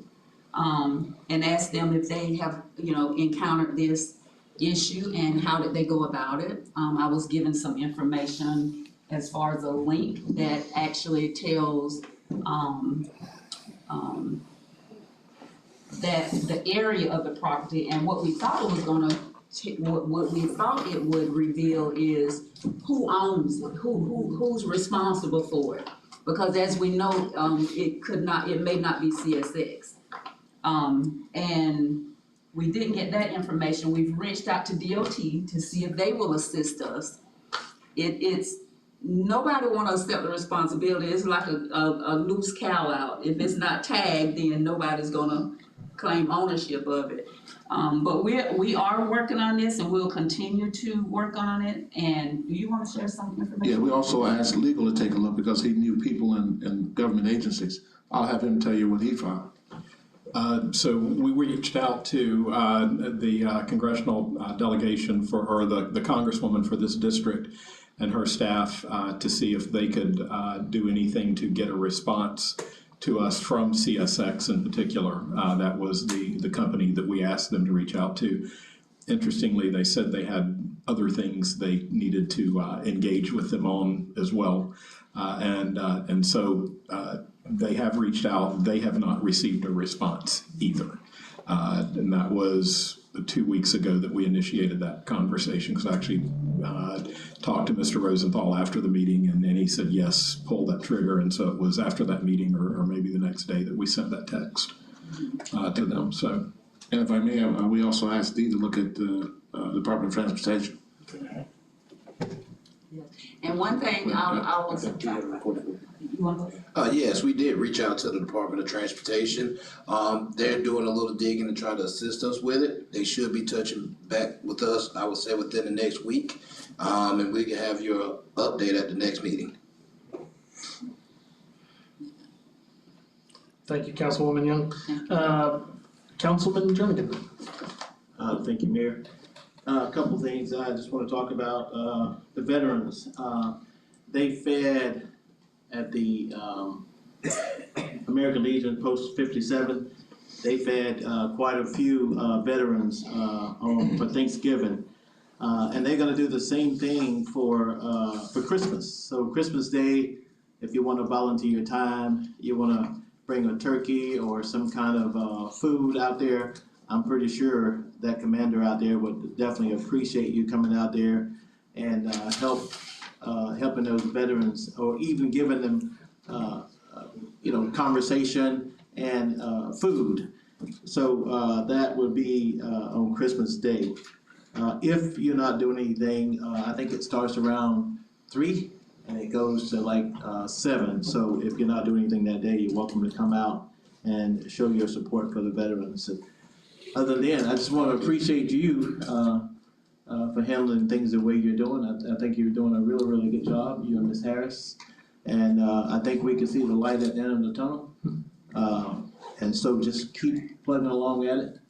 I know I don't get a chance to tell too many people how good a job they're doing, being as old as I am, so you're doing a really good job, my man. So just please keep it up, Mayor. Thank you. Staff makes it easy. Staff makes it easy. Thank you, Councilman Jernigan. Councilman Carter. Thank you. I have a couple things I'd like to talk about, a couple of maybe smaller things and then maybe one big thing. This has been brought up before. I think with the new council, new mayor, it may be relevant again. I don't like these tables. I don't like the look of it. I don't care for it. And if it were the will of a new council, I'd like to see that open back up myself. I'm not a fan. That's just something I'd like to talk, maybe we bring it back as some sort of resolution or something like that in the future. I don't know. I don't think they were put there by resolution, so it may just be, we talk about it. Oh, yeah. So that's one thing. I had a question for legal counsel, and this might seem like a silly question, but I think everyone's probably thought it a couple of times, so I'm just wondering, is there an abridged version of the quasi-judicial proceeding? Is there a way to make that short? I was waiting on traffic to pass back here. So what I'm actually using is a more and more as we go through this and people kind of learn the process, I am abbreviating them more and more. Like, for example, on the subsequent ordinance where we have a pair of ordinances, one for future land use map, one for rezoning. Instead of going through the full hearing on the rezoning, as we did tonight, I just asked the city staff, the applicant, do you adopt your prior presentation and testimony? to avoid them repeating themselves. Okay. We do need to establish some sort of independent record for each one of those. So there's a limit. Because we do not know who is in the audience and participating on each one, it really is somewhat necessary to go through at least the foundational elements. Another way of abbreviating that I implemented tonight was rather than actually reading the process, I just referenced to the process that is laid out in the agenda itself. So again, another way to abbreviate. So I'm making an effort at it as people are learning the process, doing the same thing over in the Planning and Zoning Board of Adjustment meetings as well. Sure. So, and we'll continue to try to do so. Gracias. And then I have one last thing. If anybody's been paying attention, reading the newspaper, following a lot of stuff, we have had some zoning questions come into play when in regards to the Lakeshore Hospital Authority and the use of the facility for what they're trying to use it for. I don't think, to be clear, I've spoken about this before, I'm not excited personally about certain aspects of that type of business and that sort of location. However, I don't think, I think first of all that the authorities, and this, like, I'm not gonna get super deep into this, but I do think it may need to come up as a discussion item for us to break out and talk about a lot. But I think I would rather work with the authority than against them on the code situation. I don't think that what we have suggested as a possibility is something that's necessarily worth pursuing. But I would like to work with them. They have land that we'd like to use. Potentially, we have talked in the past about using said land for building a future city hall. I just think that we're maybe going down the wrong path when it comes to that particular issue. I think we need to probably bring it up at a future meeting, probably soon, for discussion. All right. And that's it. Thank you. Thank you. Councilwoman Harris? I don't at this moment. Perfect. And so it's just on me. Thank you for your patience. I know this has been a terribly long meeting. I would like to again recognize Mr. Brown's staff as they were recognized earlier by Ms. Limley on their cleanup efforts from the hurricane. It was a terrible storm that came through and they did a great job cleaning that up. That's all I have tonight too. Before I ask for a motion to adjourn, there are some upcoming dates. December 7th at 8 a.m. there's a farm share food drive at the Lake City Police Department. There's a whole map, if you are interested out in the public, there's a whole map that they have laid out on their Facebook. Go check that out. December 8th, that's this Saturday, the farm share is at 8 a.m. December 8th, this Sunday, the Christmas tree lighting at Olusty Park will be from 4 to 7 p.m. There's a little bit of a market there in the park, I believe, as well in conjunction with that. December 14th is the holiday market, the actual holiday market that will be from 9 a.m. to 4 p.m. at the Darby Pavilion by the lake at Wilson Park. December 14th also at 6 p.m. is the Christmas parade. And just a reminder to the council members, please get with the clerk if you'd like to ride in the parade. And I will now entertain a motion to adjourn. Motion to adjourn. Motion second. Please go home.